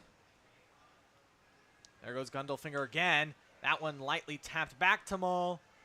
He'll run it over to Messerschmidt to end the threat, but not before the Mustangs put up 3 runs here in the bottom of the 5th, including a pair of RBI singles from Easton Philippi and Tyler Gundelfinger.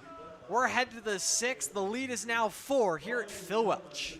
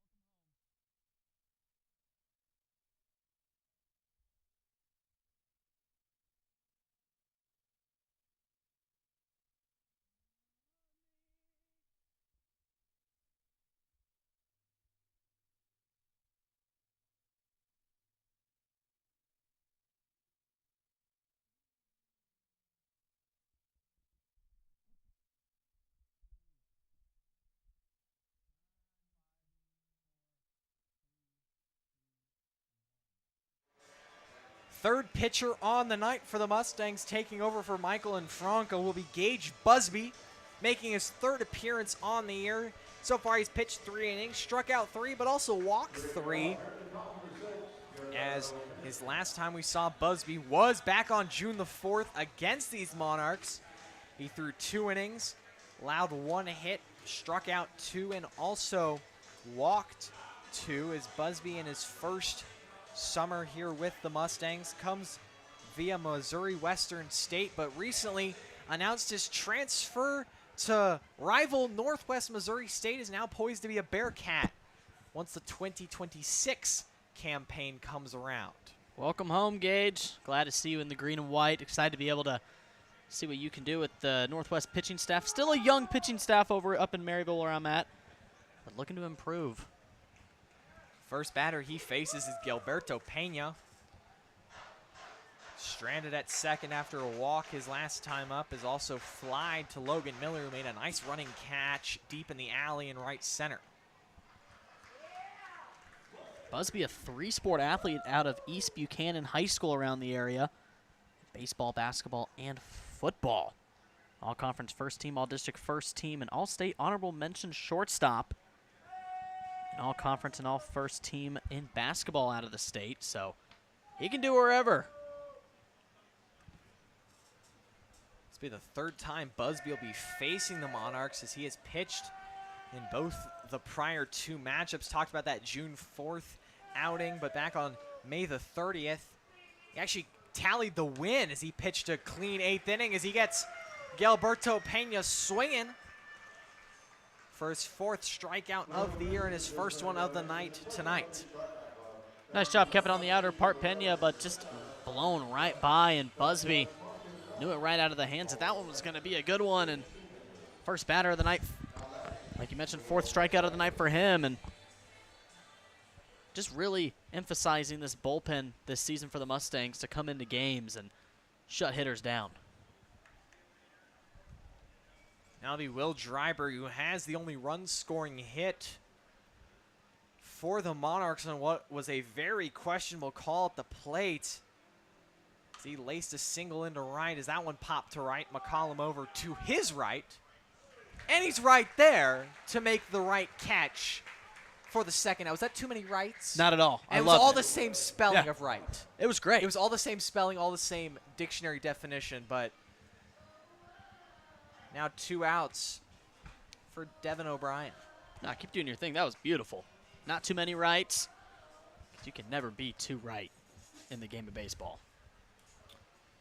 O'Brien 0 for 2. Pair of balls in the air. He flew out to Miller in center and line to Gundelfinger back in the 3rd.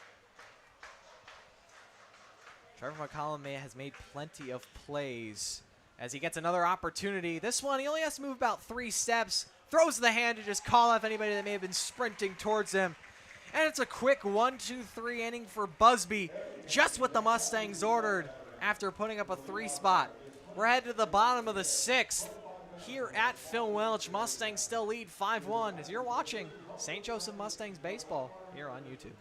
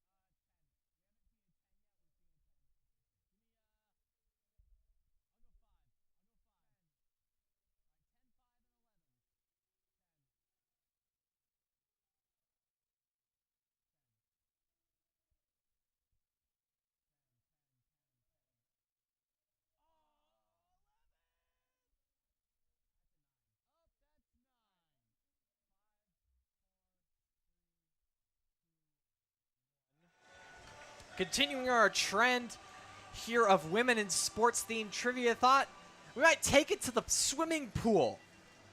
As one of the great American Olympians of this decade, Katie Ledecky. Question is, how many combined gold medals and then world championships has Katie Ledecky won? Is it 7 gold medals, 18 world championships, 10 gold medals, 20 world championships, or 9 gold medals and 21 world championships? And again, Ledecky has just about dominated every freestyle length in the Olympic pool, whether it's the 100 all the way up to, I'm pretty sure she swims the 10,000 meters. One of the great, not just female Olympic athletes, American athletes, but also just in general, American Olympic athlete. And I am so glad I've had the privilege to see her when the Olympics come around, as there's a leadoff single here in the 6th for Logan Miller, his 2nd of the night. And he gets the Mustangs cooking here, trying to build off a 3 spot back in the bottom of the 5th. Yeah, nice job. Another one, like I keep mentioning, stop me if I'm wrong, but these Mustangs taking those outside hits to the opposite field, and that one just drops in right field. And what a job there by Miller on the 2nd hit of the night. Looking to get his first run here in the night. Now it'll be Chris Coy, who came around to score. As there goes Miller, first pitch running, and he'll be there in there easily, head first slide with his 5th stolen base, 6th stolen base, excuse me, of the season and 2nd of the night. It is an incredible job. All speed there. Not the best throw from O'Brien, just took a one-hopper, and that allowed Miller to easily get in there head first. You can just tell when the Mustangs get things going on the offensive end, they just start running wild, like a pack of wild Mustangs. Or I guess just wild horses. Either one. I like them. Just wild, 4-legged creatures. That one, Coy, big rip, but lined right at Dryberg. Will make the grab to retire Coy. It's a good job. Kept the hands inside and got ahead of it early. Just lined it out to left. A good barrel.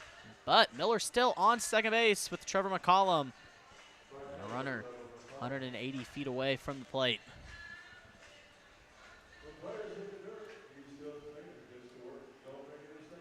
McCollum has reached base, but he's 0 for 2 as his official score, as he walked back in the 3rd and then was involved in what was kind of a crazy play, as that one kicks off the leg of Ford.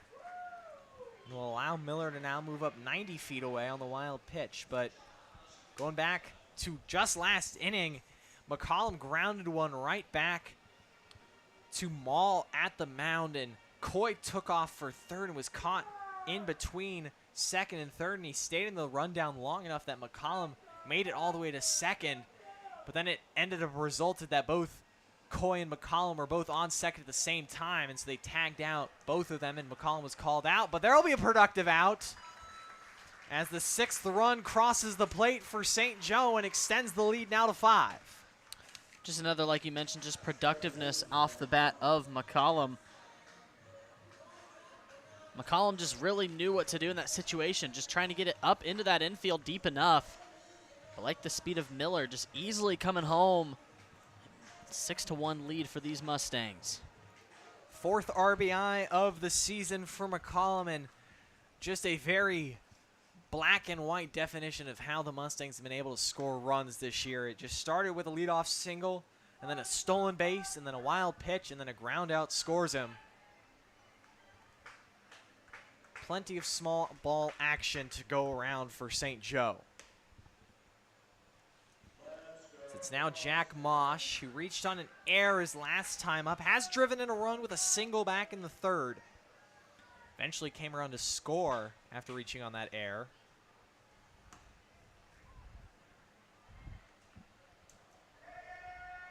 Mosh didn't like that one on that outside paint. Looks like it just clipped it enough. 2-strike count here and 2 outs for Mosh. I mean, when you lead this team with 9 walks, Mosh definitely has a keen eye at the dish.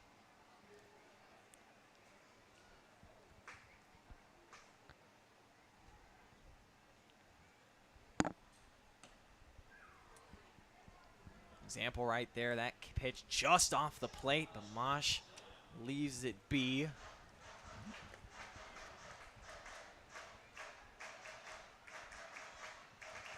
Mosh got his 11th hit back in the third, but he goes down swinging there to end the 6th. One run home, though, after the leadoff single by Logan Miller. He comes around to score on the RBI ground out from Trevor McCollum. We enter the back third of tonight's game. Your Mustangs now lead 6-1.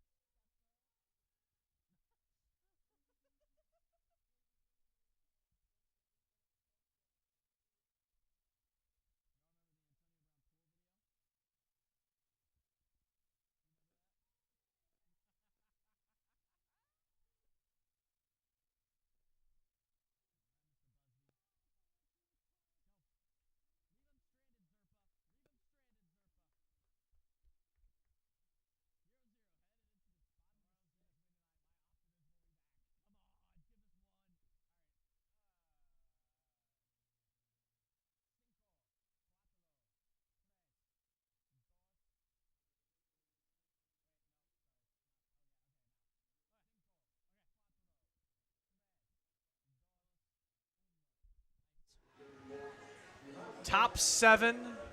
Still a little light out. Sun is not really officially set. Lights are on here at Phil Welch as Gage Busby back out for his second inning of work. Now works with a 5-run lead as the Mustangs have scored 4 runs combined in back-to-back innings, 3 in the 5th, 1 in the 6th. They've scored 6 unanswered runs. As it just seems like when the Mustangs bats get going, it's just like a tsunami. Unreally able to stop, and you just have to evacuate. I mean, these waves that they've been making here in the last couple of games, like you mentioned, Truman, they just, when they get hot, and they stay like it. Strike 1 to Ford, but just in these last couple of games, they've been more composed, more comfortable. And against the Monarchs last week, they just definitely looked a little bit jambled when they got down in those counts, but today they're taking advantage of it. Jam shot, lifted to center, over is Miller. And he'll squeeze it for the first out here in the 7th. That's a good pitch from Busby. Kept it inside on the hands. Ford did get around to it. He did jump on it early, but it was just blown by him just enough to jam him just for a split second, and that put a good spot for Miller to get the first out.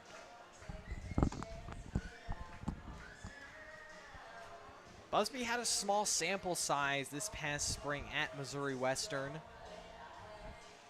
Was in St. Joe here for college. Only pitched in 6 innings, but only gave up 1 earned run. So had an ERA of 1.5 and held hitters to a 191 batting average. Just unfortunately didn't get the more opportunities that he was probably hoping for. It's probably one of the decisions that led him to transferring here to Northwest.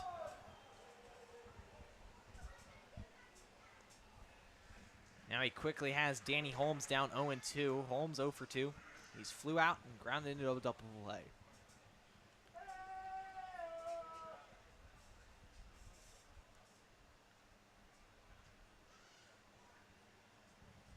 So Jackson, you are a Bearcat yourself, but you talked about it, transferring from Missouri Western to Northwest Missouri State, talking about that rivalry. How big of a rivalry really is it? Is it like, Yankees, Red Sox, or is it just kind of one of those things that the university's just manufactured and you just kind of have to say? Is there some real, I wouldn't say like hatred, but is there some real like, man, we want to beat these guys anytime we play them? Definitely beat these guys every time we want to play them, but our biggest rival's got to be the University of Central Missouri out of Warrensburg, the Mules, who just fell short in the Division II baseball championship against the University of Tampa. But Missouri West is just kind of that like Mizzou, Arkansas kind of forced-ish rivalry just down the road. Is there a trophy? There is no trophy. There is no trophy. There is no trophy. I don't believe we have any trophies, as one given to Danny Holmes. Yeah, you know, Missouri Western's definitely our second, you know, in football. Beat them last couple of years. Had a nice football game last year. Basketball, Northwest just went from stars to nothing, and you know, Missouri Western took advantage of us in the 2 games we played them. But yeah, I'd say UCM's our biggest rival. Missouri Western's kind of the one just under that. Not really, but still is. So it's no Missouri, Kansas. It is more Yeah, Missouri, Arkansas. That's a good way to put it. Yeah, for Lindenwood, it's definitely one of the things. They've gone D1, and they are now exiting their period of transition, so all sports teams will be eligible for postseason tournament play. But it's one of those things that SEMO is technically our rival. For football, it's called the Game Ball Brawl. Game Ball Brawl. It's definitely a mouthful. Sounds like you have a mouthful of marbles when you say it. That's Cam Messersmith hit by the pitch, but it's just one of those things that, I mean, they did win, and it was an upset because SEMO was ranked in the FCS rankings and ended up making the FCS playoffs. Great game. I mean, it was rainy. I liked it. Yeah. But, yeah, it's just one of those things that they say SEMO is our rival. I'm pretty sure when the Division II days of Lindenwood, Maryville was more of a bigger rival because they were part of the GLVC. Oh, yeah. So a couple of those schools. But now, I mean, now it kind of has been the SEMO is the manufactured rival for Lindenwood. Pretty sure, you know, the I-53, if I'm saying that correctly, some interstate takes you down to Cape Girardeau. I actually got to go down there to watch Lindenwood Volleyball claim their first OVC championship back in October, and it was definitely a fun event to be at, and a lot of sports on the rise for Lindenwood. I'm excited to hopefully travel to wherever, you know, whether it's women's volleyball, women's soccer, women's basketball, even baseball, wherever postseason play may take them. You can just about guarantee I'll be there by any means necessary. Love to hear it. Doing the same thing with Northwest and football, being Minnesota Mankato for the first game of the season. I'll be all the way down in Children's Mercy as well for the game against Pitt State. I-55 is the interstate you take to get down to Cape Girardeau from St. Charles. Jackson, Missouri is actually right outside of Cape Girardeau. I've played a couple games up there in Jackson. Boot Hills of Missouri. Almost. I wouldn't say it's true Boot Hill, but, you know, you get down to that southeast Missouri down near that, what is that, the Tennessee-Kentucky border? You know, Missouri has 8 border states, so we'll pull out the trusty old Google Maps here. So now the count runs full on the 9-hitter Ty White. And back in the 5th, he had a single and then advanced to 3rd on a sack bunt. And then the Monarchs look poised to tie this game at 2. But a heck of a throw, an outfield assist from Trevor McCollum. Gunned down wide at the plate and kept the game at 2-1 before the Mustangs offense came to life as there's a swing and a miss. Second strikeout for Busby and the second strikeout of the night for Ty White. Now with 2 outs, the lineup card will flip over to Morgan Johan. Nice pitch from Busby. That fastball from him, super reliable. And the fact that he can just blow it by in the zone from these Monarch hitters. Did the same thing last time out against them, and he gets those change-ups and those off speeds, but he really relies on that fastball and those tough counts that he gets himself in. And, you know, just for any of those listeners wondering, Cape Girardeau is actually still on the Illinois border. You still got to go a little bit more south into the Boot Heel to get to that Tennessee and Kentucky and then Tennessee borders. Yeah. It's one of those things. Are you a big Friends guy? Because, you know, when I think of naming states, I always think of the great Friends episode that Chandler challenges his fellow friends to name all 50 states, and again, I can't go wrong with Friends Thanksgiving episodes, but definitely a tradition in my household. I'm definitely not a Friends guy. I'm more of an Office guy. Office is definitely the show that is my comfort show. Love The Office. I feel like there aren't many good sitcoms nowadays that you can just sit down on any night of the week, flip on an episode, and You know, you don't have to be invested in a certain storyline. You can just watch it, have a few laughs. It'll be a good time. I agree. You know, I just TV shows. I mean, I'm on a TV show, The Rookie, right now. It's a LAPD show, but yeah, there's just no sitcoms. You can just kind of, you know, just throw on in the background and really pay attention to. I'm also on The Survivor right now. Love that show as well. That 2-2 off the hands, grounded right to Coy. He'll go the short way to Mosh at second. And down go the Monarchs in the 7th. Couple of men left on base, but no runs across. It's stretch time here at Phil Welch. Mustangs still lead 6-1.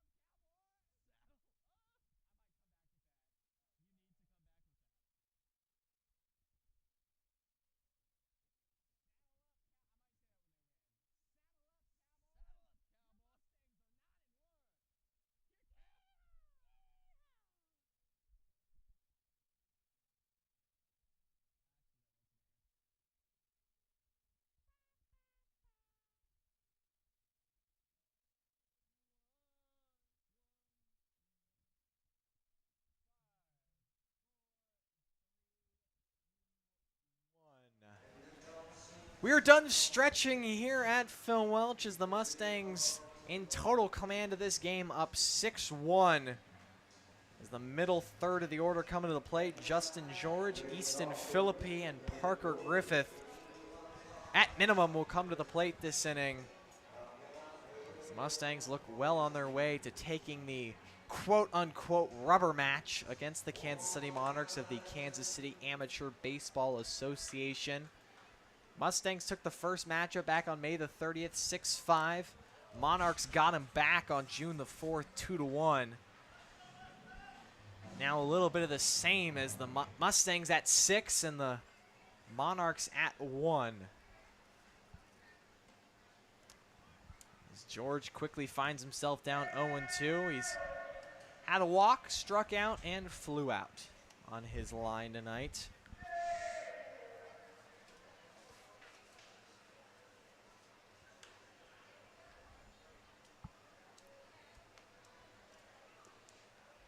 George got his third walk of the year.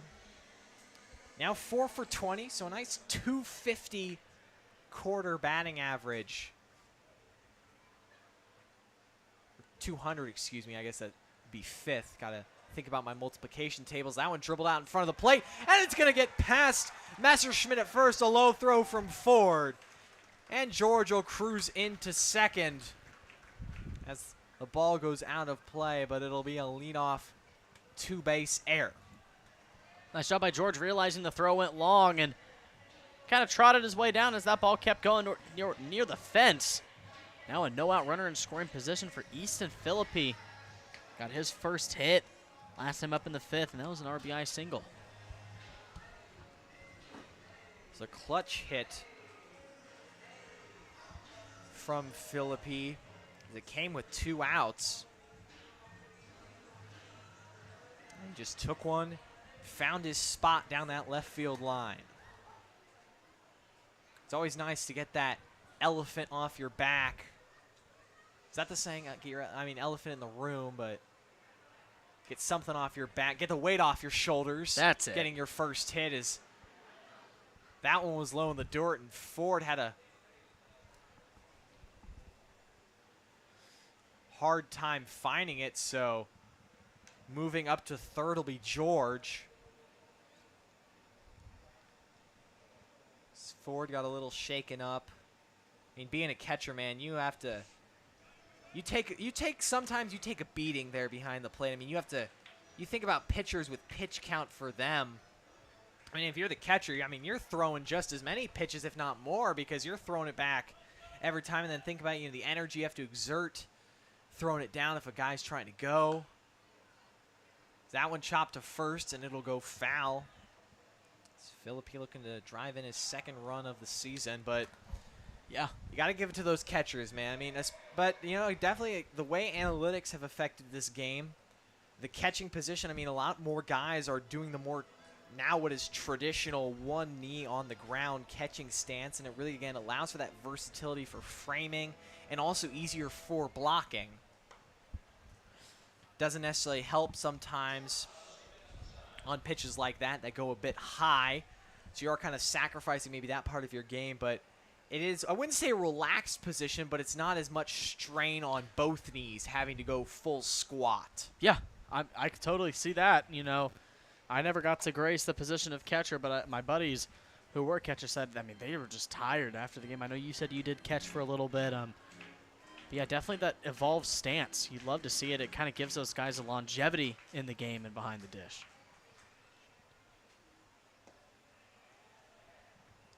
Now the count goes full here. The runner at third, nobody out.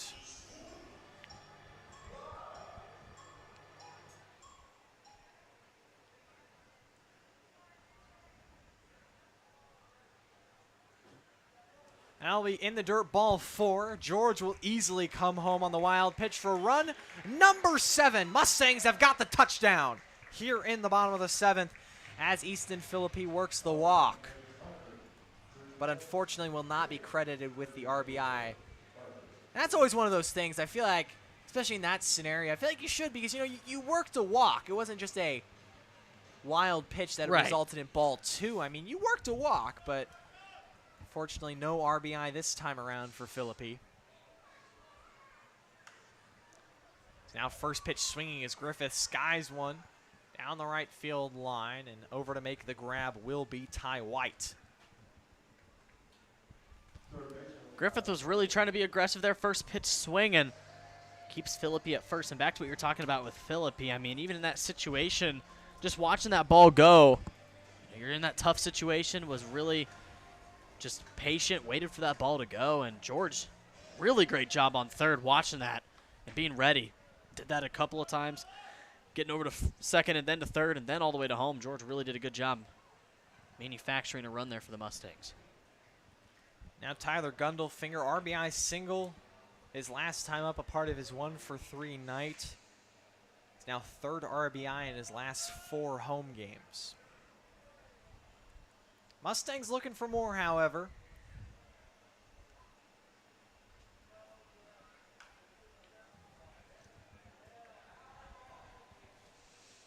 Dayton Mall continues to grind out there on the bump for the Monarchs. The Mustangs are not the only MINK League team that the Monarchs have beaten. They took down Clarinda earlier this season 3-0. So they've made their way, a couple MINK League matchups. That one sliced and passed under the glove of Rice into right field. Philippi easily makes the turn. He'll cruise into third as the second hit of the night for Gundelfinger puts runners at first and third for the ribby man himself, Truman Bodenhausen. Another one into the opposite field. That one just passed the glove of Rice at second. A full extension. But a nice job by Philippi. I want to give credit to him. I mean, he was all gas, no brakes. Saw that Johan had a bad hop read on it. And he watched it all the way in center field, all the way to third. And now with one out, runners on the corners. And now another balk is called. So another free run for the Mustangs now puts 8 on the board. And the Monarch deficit is now 7. Second balk of the night benefits St. Joe. I mean, those are just 2 free that the Monarchs have given to the Mustangs on the balk. Could be 6-1. But the Mustangs just doing a good job keeping that differential high and on those balks, really just capitalizing. And that puts Gundelfinger at second, so another runner in scoring position for Bodenhausen. So that's just what talking about the chaos that the Mustangs can ensue on the base paths. They may even not try to steal, but just the threat of them potentially going gets in those pitchers' minds. As Bodenhausen is 1 for 2. Has yet to drive in a run, but these are his favorite scenarios to hit in with man in scoring position. His one hit tonight was a double back. What seems like a while ago back in the bottom of the 4th. He also walked and scored his first time up, and his last time up grounded back to the pitcher's mound. That one up the middle, but on one hop, cut off by O'Brien. Will throw out Bodenhausen. Second time Bodenhausen is retired, and now it'll be Logan Miller at the top of this Mustangs order. Just another productive out. I mean, even though it was, you want to get a base hit to get Gundelfinger home, but with 2 outs, you know, with a guy like Miller with 2 hits tonight, you want to just get Gundelfinger over just 90 feet away on third, and just a nice job by Bodenhausen, putting a sharp liner just a little bit on the inside of the bat. Couldn't get it fully across the infield, but another productive out from these Mustangs. And now the third balk by Maul, balks in the 3rd run of the night via the balk. As now it's 9-1 Mustangs, and they're right on the doorstep of hitting yet again 10 runs this season. And we're looking at here in the bottom of the 7th, just 2 more runs will ensue the run rule once again. It'd be the 3rd time for the Mustangs. And just Maul. Now on one hop, grounded over to O'Brien on the run, makes the throw to retire the side, but 3 runs home. 1 on a wild pitch and 2 others on a balk. Monarchs down to their last 6 outs, and they find themselves down 9-1.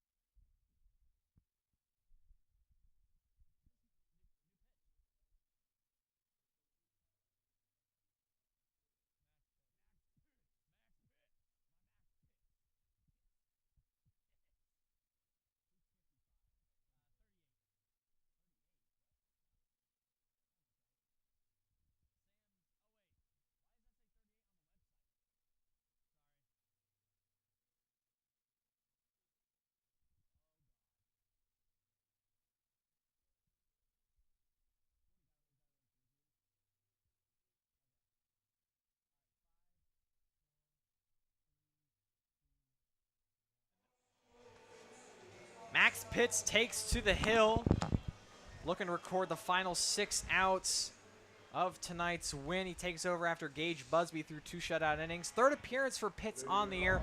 3 innings so far, has given up 3 runs, and they are all in his last outing. 3 strikeouts to 1 walk, but is holding opponents to just a .250 batting average, as that last outing was last Friday night against Chillicothe. Gave up 3 runs in the 6th. Gave up a 2-run homer, and then after allowing another single, the run came around to score on a pair of groundouts, but he'll look to record the final 6 outs here of what is a very convincing and yet another dominant win here tonight for St. Joe. Has been a really good night from these boys, and you know, especially the loss last week to this same exact team, their only loss on the season, really just proving the fact that this team's here to win once again. They're not slowing down for anyone, looking for number 10 with the MINK League trophies. Still haven't thought of a good name for the quest for 10. You know, something. Quest for 10. I feel like 10's. I mean, maybe it's just wrong, but like, I mean, you've got back to back. You've got the three-peat, even though that has been trademarked by Pat Riley. But I feel like 10. It's just such a. It's a nice number, but it's just in terms of trying to come up a catchy slogan. Something peppy and catchy that just rolls off the tongue. Maybe it's time to ask ChatGPT. People all have mixed opinions, but just to get the creative juices flowing. Like, I agree. Just to maybe get me thinking by what the algorithm might spit out. But maybe by the end of this homestand, fans listening at home, we will have a name for what the Mustangs are trying to do in their quest for 10, but something that sounds better than quest for 10. And if you guys have any suggestions and would like to be featured with one of these answers, please give us some suggestions in the comments. If you have any good suggestions for 10th Mink League Championship, any good slogans for that, but we'll be thinking on it as well, Truman. Definitely a cool one of my favorites was when the Chiefs doink for the division game. I was at that game, and that was crazy, but I just love those little slogans that these people come up with. So leadoff walk to Alex Rice. But still up 8 are the Mustangs, so the run really doesn't matter. For those still watching the game all at home, again, I encourage you to go check out the rest that the St. Joseph Mustangs YouTube channel has to offer.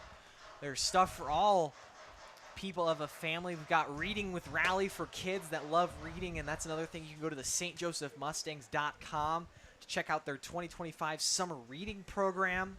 We've got Reading with Rally. That'll be brought to you by players and 2025 interns. That is all nicely to follow along. First couple installments have been Green Eggs and Ham by Dr. Seuss and The Very Hungry Caterpillar by Eric Carle. Still have vlogs on the YouTube channel. Andrew Clark with his player vlog, Kai Turner with his vlog. If you ever wanted to get the behind the scenes of what goes on here at Phil Welch, it's much more than just a baseball game. It is. It really is, and you'd love to see it. All aspects are here with the St. Joe Mustangs this summer. We're all taking a really big deep dive in to give you guys the best content we can available to you guys, because we know you guys love Mustangs baseball just as much as us, and we want to provide the best we can for y'all. It's also my partner's podcast. Is that one's skied to center by Gilberto Pena, but Logan Miller's there for the first out, but partner Jackson Gamble. Not Jackson Gamble, I'm sorry. That's all good. We can bring that up in a little bit. Jackson Phelps, excuse me. Jackson Phelps, as well as fellow intern Keaton Smith and Andrew Clark. They have a podcast. First episode up already on the YouTube. Second episode being recorded tomorrow, so it should be up within the, I would say, next 48 hours. But, yes, it's nice because it's also both a recap, but you can also pick Andrew Clark's brain a little bit. Definitely can. If you guys are just interested to just kind of get in the inside of Andrew Clark, he also, like you said, has those player vlogs. But we just kind of picked his brain with some questions. Found out he's a big Call of Duty gamer, big Chiefs and Royals fan from Kansas City. Found out his whole family's just baseball oriented. So we're gonna kind of dive deep more tomorrow. That one's skied to right. McCollum. Step to his right, and he squeezes it for the second out. As well as that podcast, there is also Inside the Stables, which is your weekly kind of recap show brought to you by 2025 intern Aiden Snyder. A couple-minute video just recapping the past homestands, past weeks of Mustangs baseball. They've also got Charlie Sample's cinematic reels, so if you ever wanted to catch the game from a different angle, you can check out those. And also after home games, there will also be game highlights, as there goes to second Rice, and he'll be in there safely as the throw from Philippi trailed arm side towards first base and got into center, so Rice now makes it up to third on the stolen base, and then E2. Yeah, Philippi known for his pop time. 1.80 at his last perfect game assessment. Definitely one of the best in Missouri high school as far as the pop time. Just couldn't really get the accuracy over to Mosh at second, as Coy was covering for that right-handed hitter. But a good awareness there from Rice, and now a runner 90 feet away. Fortunately, the second error on Philippi tonight, is the first one was all the way back in the first. A throw home just got away from him by a little bit. As he knocked it down, runner was not coming, but when he knocked it down, it just squirted away from him. Still with 2 outs, it'll take a base hit to score the run. It's Devin O'Brien, who's 0 for 3. He's flew out, lined out, and then flew out again.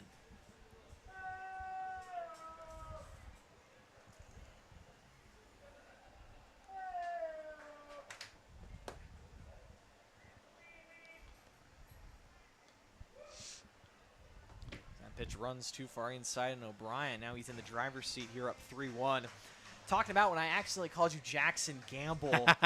That is a 2025 grad from Nixa High School, Nixa, Missouri. Ozark, my high school alma mater's big rival. So we'll put a pin in that one as the 8th inning is over, as Mosh tosses it over to George.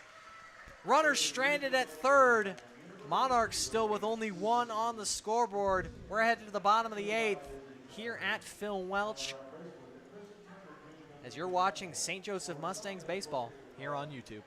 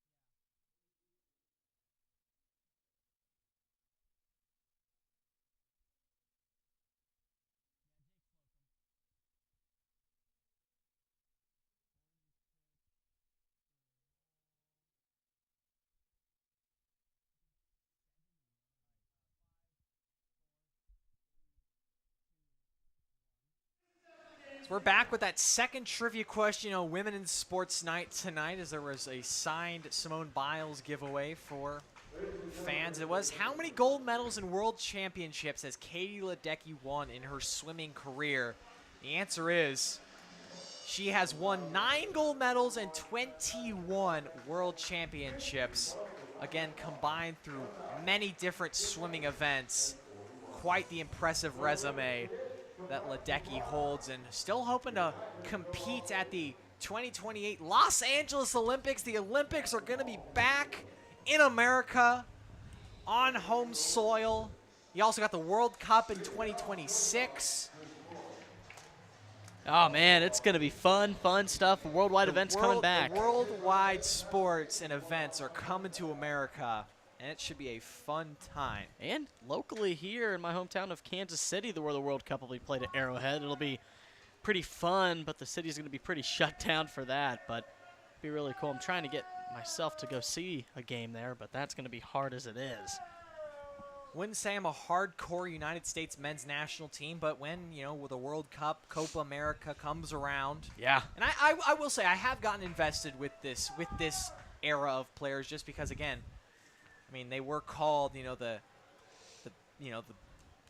golden age of U.S. soccer. Unfortunately, have yet to really live up to that. I'm still, I'm still hoping big Christian Pulisic guy. Pulisic, yeah.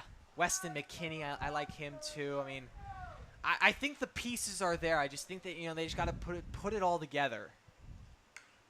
Meanwhile, Chris Coy grounds one to the left side. Pena up with it, bobbled it, and he's just gonna have to eat it. Fielded it cleanly, but then like a hot potato, it jumped out of his glove, and Chris Coy will reach on the leadoff E5. Winning run now at home plate for McCollum. Just 2 more runs for the run rule. That hot corner, I mean, just fielded it on the hop, just kind of had it up here on the chest.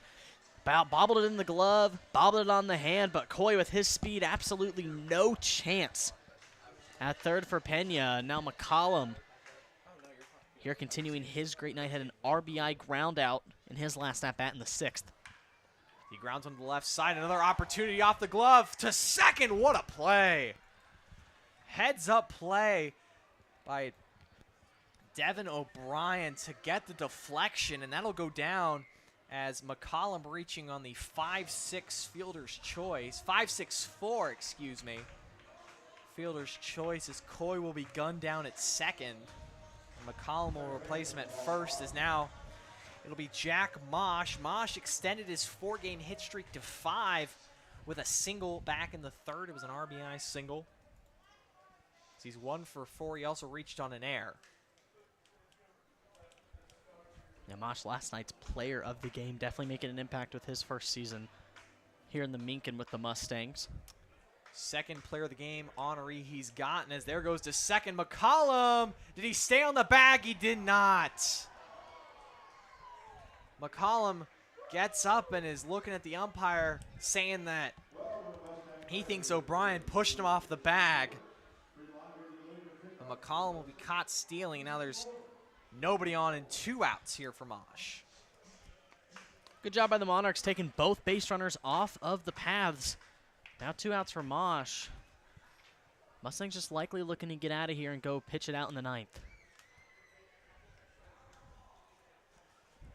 That hit was the 11th of the season for Mosh. Still leads the team.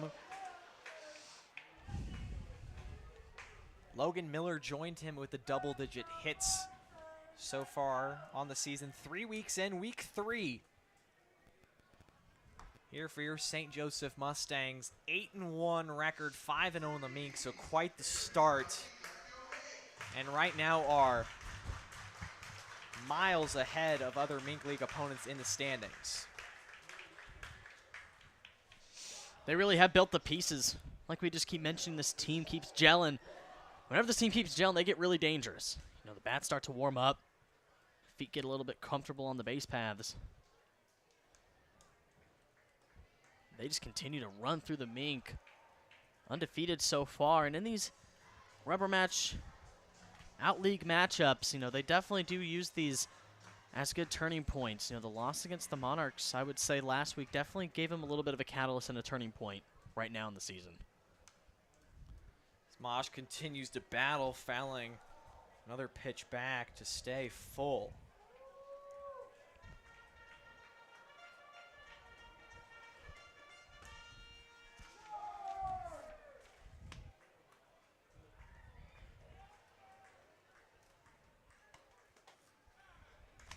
Now that one up high, ball 4. First walk drawn by Mosh tonight, his 10th walk now on the year, and it's a 2-out base runner for the Mustangs. George now continuing to look for that barrel. Had that big pop fly out in the 2nd inning. Drew a walk in the 3rd, struck out, and then reached on an E2 in the 7th and ended up scoring.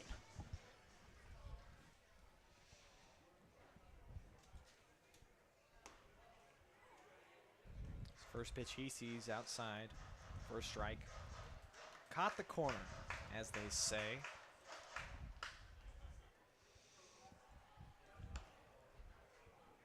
Now that one runs too far inside and clips off his elbow guard. And now, after the 2 outs, it's now back-to-back base runners here for the Mustangs. Runner in scoring position. Off speed just clipped George a little bit, and that'll be his first time getting a trot down to first. First hit by pitch on the night, and that'll bring up youngster Easton Philippi up to the plate. Drew a walk in the 7th and ended up scoring like his counterpart, Justin George.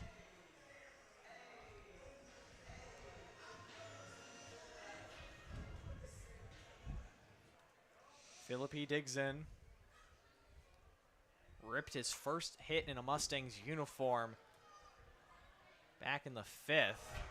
As that one is going to fall down deep down the left field line. 1 run will score, and there is his 2nd hit as a Mustang, as Dryberg had a long run to make and unfortunately couldn't grab it right up against the left field foul line, and now it's 10 runs put up on the board by St. Joe. Nice job. Once again, Philippi, his first hit was down into that left field area. That one just kept going down the line, and Dryberg just couldn't get a glove on it. That'll be another hit for these Mustangs, and Philippi's second. First extra base hit for Philippi, as now it brings up Parker Griffith looking for his first hit on the night. 0 for 3. Did reach via a walk back in that 3-run fifth, as Mustangs offense has come alive. 3 in the 5th, 1 in the 6th, 3 in the 7th, and now 1 home here in the 8th.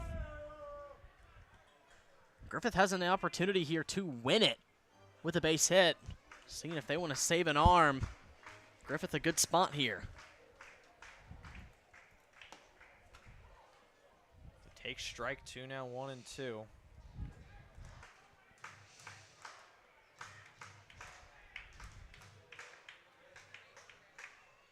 And he waves and misses at the breaking ball. So we will head to the 9th, but the Mustangs get 10. Monarchs are 3 outs away from a loss. As you're watching St. Joseph Mustangs baseball here on YouTube.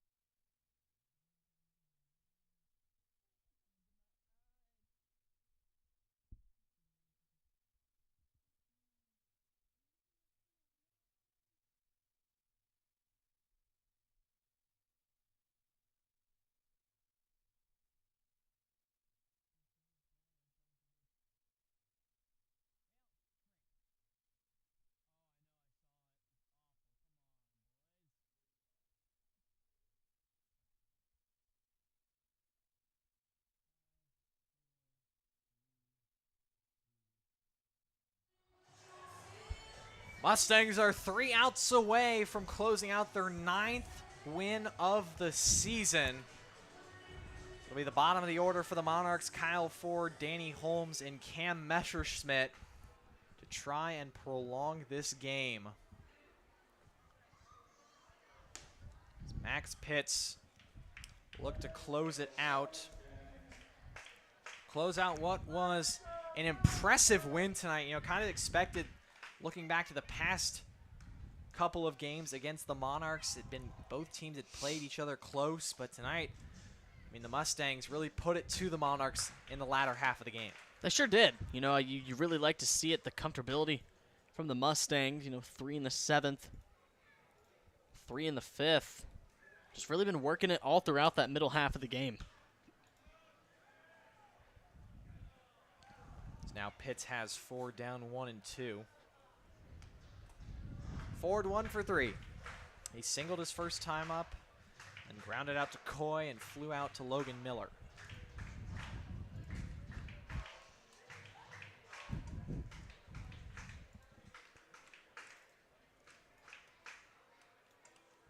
Down the 1-2. Swung on and missed. Blew the heater right by him. And Ford couldn't catch up to it. Now 2 outs away are the Mustangs. Nice job by Pitts. Again, the Mustangs relying on that fastball on these Monarchs. Blew right by him in the zone. 1 out. Now 2 outs away from the 9th victory of the Mustangs season. And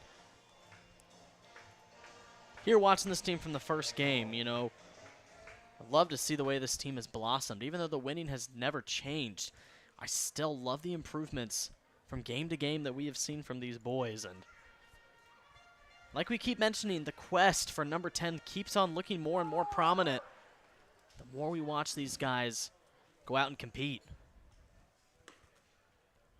And with how good of a start they've gotten off into the MINK League, you can expect that the MINK League tournament will run through St. Joe.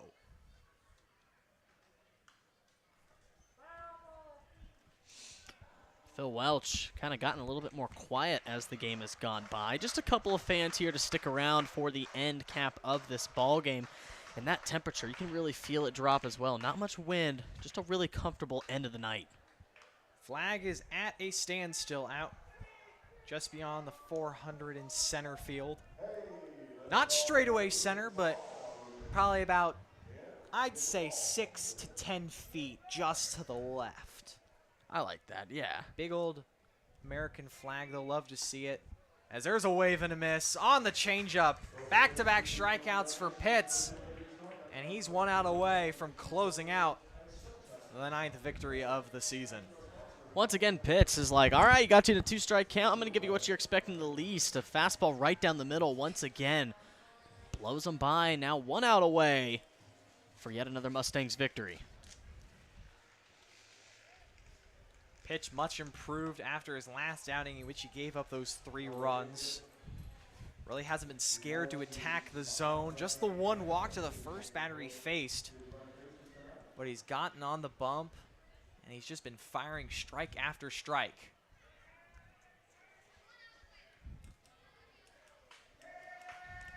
Mustangs still got 2 more home games the rest of this week. Tomorrow night and Saturday night, both 7 o'clock first pitches.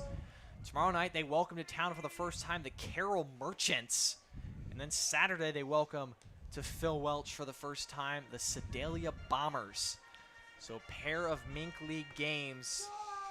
And Jackson and I, we've said this before, but you always just want to win those MINK League games. And just, you know, the better your MINK League record looks, the better your chance at having a higher seed come playoff time, as now the Monarchs are down to their final strike. You really do. The MINK League victories have been really prominent here, 5 of them for the Mustangs, and you get 2 new teams that these fans haven't gotten to see. You know, we played Sedalia back on Tuesday, got the 6-0 win, but for these fans and for us, we really want to get to see what the other competition is like in the MINK, and the Mustangs looking to get another victory here tonight.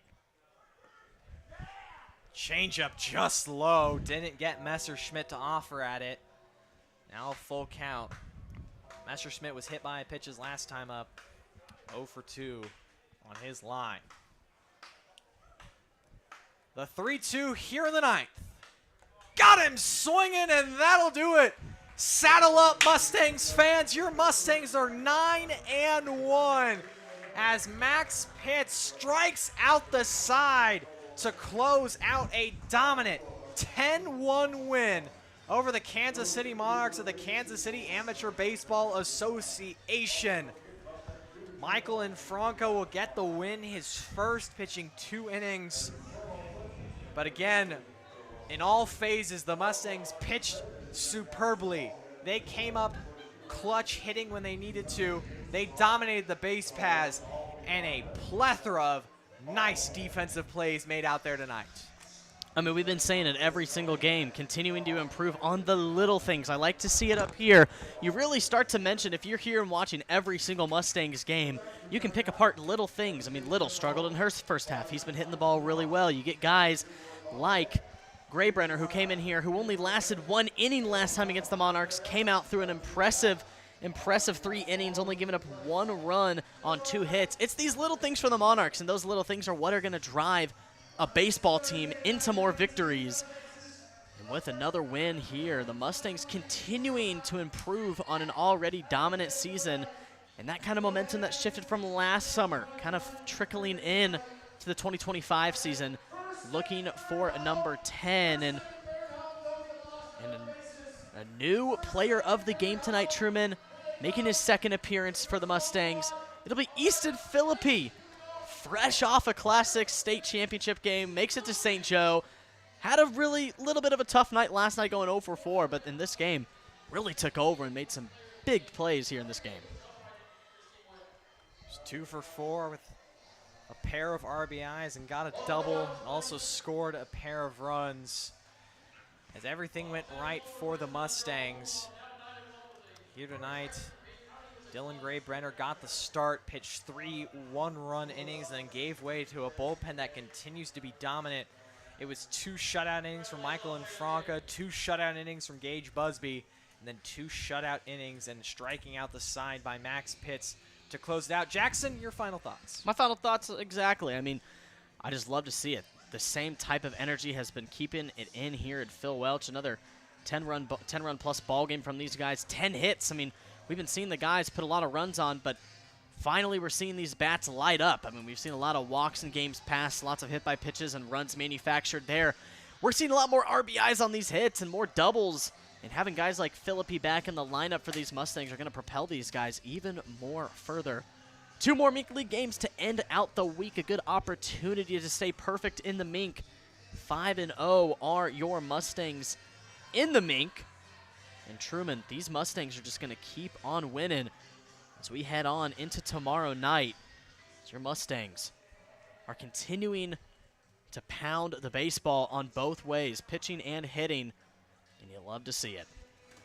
Well, that'll do it here tonight from Phil Welch. Final score, your Mustangs, a dominant 10-1 win over the Kansas City Monarchs. For my partner, Jackson Phelps, I've been Truman Griesel saying so long from Phil Welch. All Mustangs live streams can be found at youtube.com and searching for St. Joseph Mustangs and clicking under the live tab. But again, final score 10-1. Win goes to Michael and Franca and Easton Philippi, your player of the game. We'll say so long. We'll be back at you with more Mustangs baseball tomorrow night, 7 o'clock first pitch between your St. Joseph Mustangs going for their 10th win of the season against the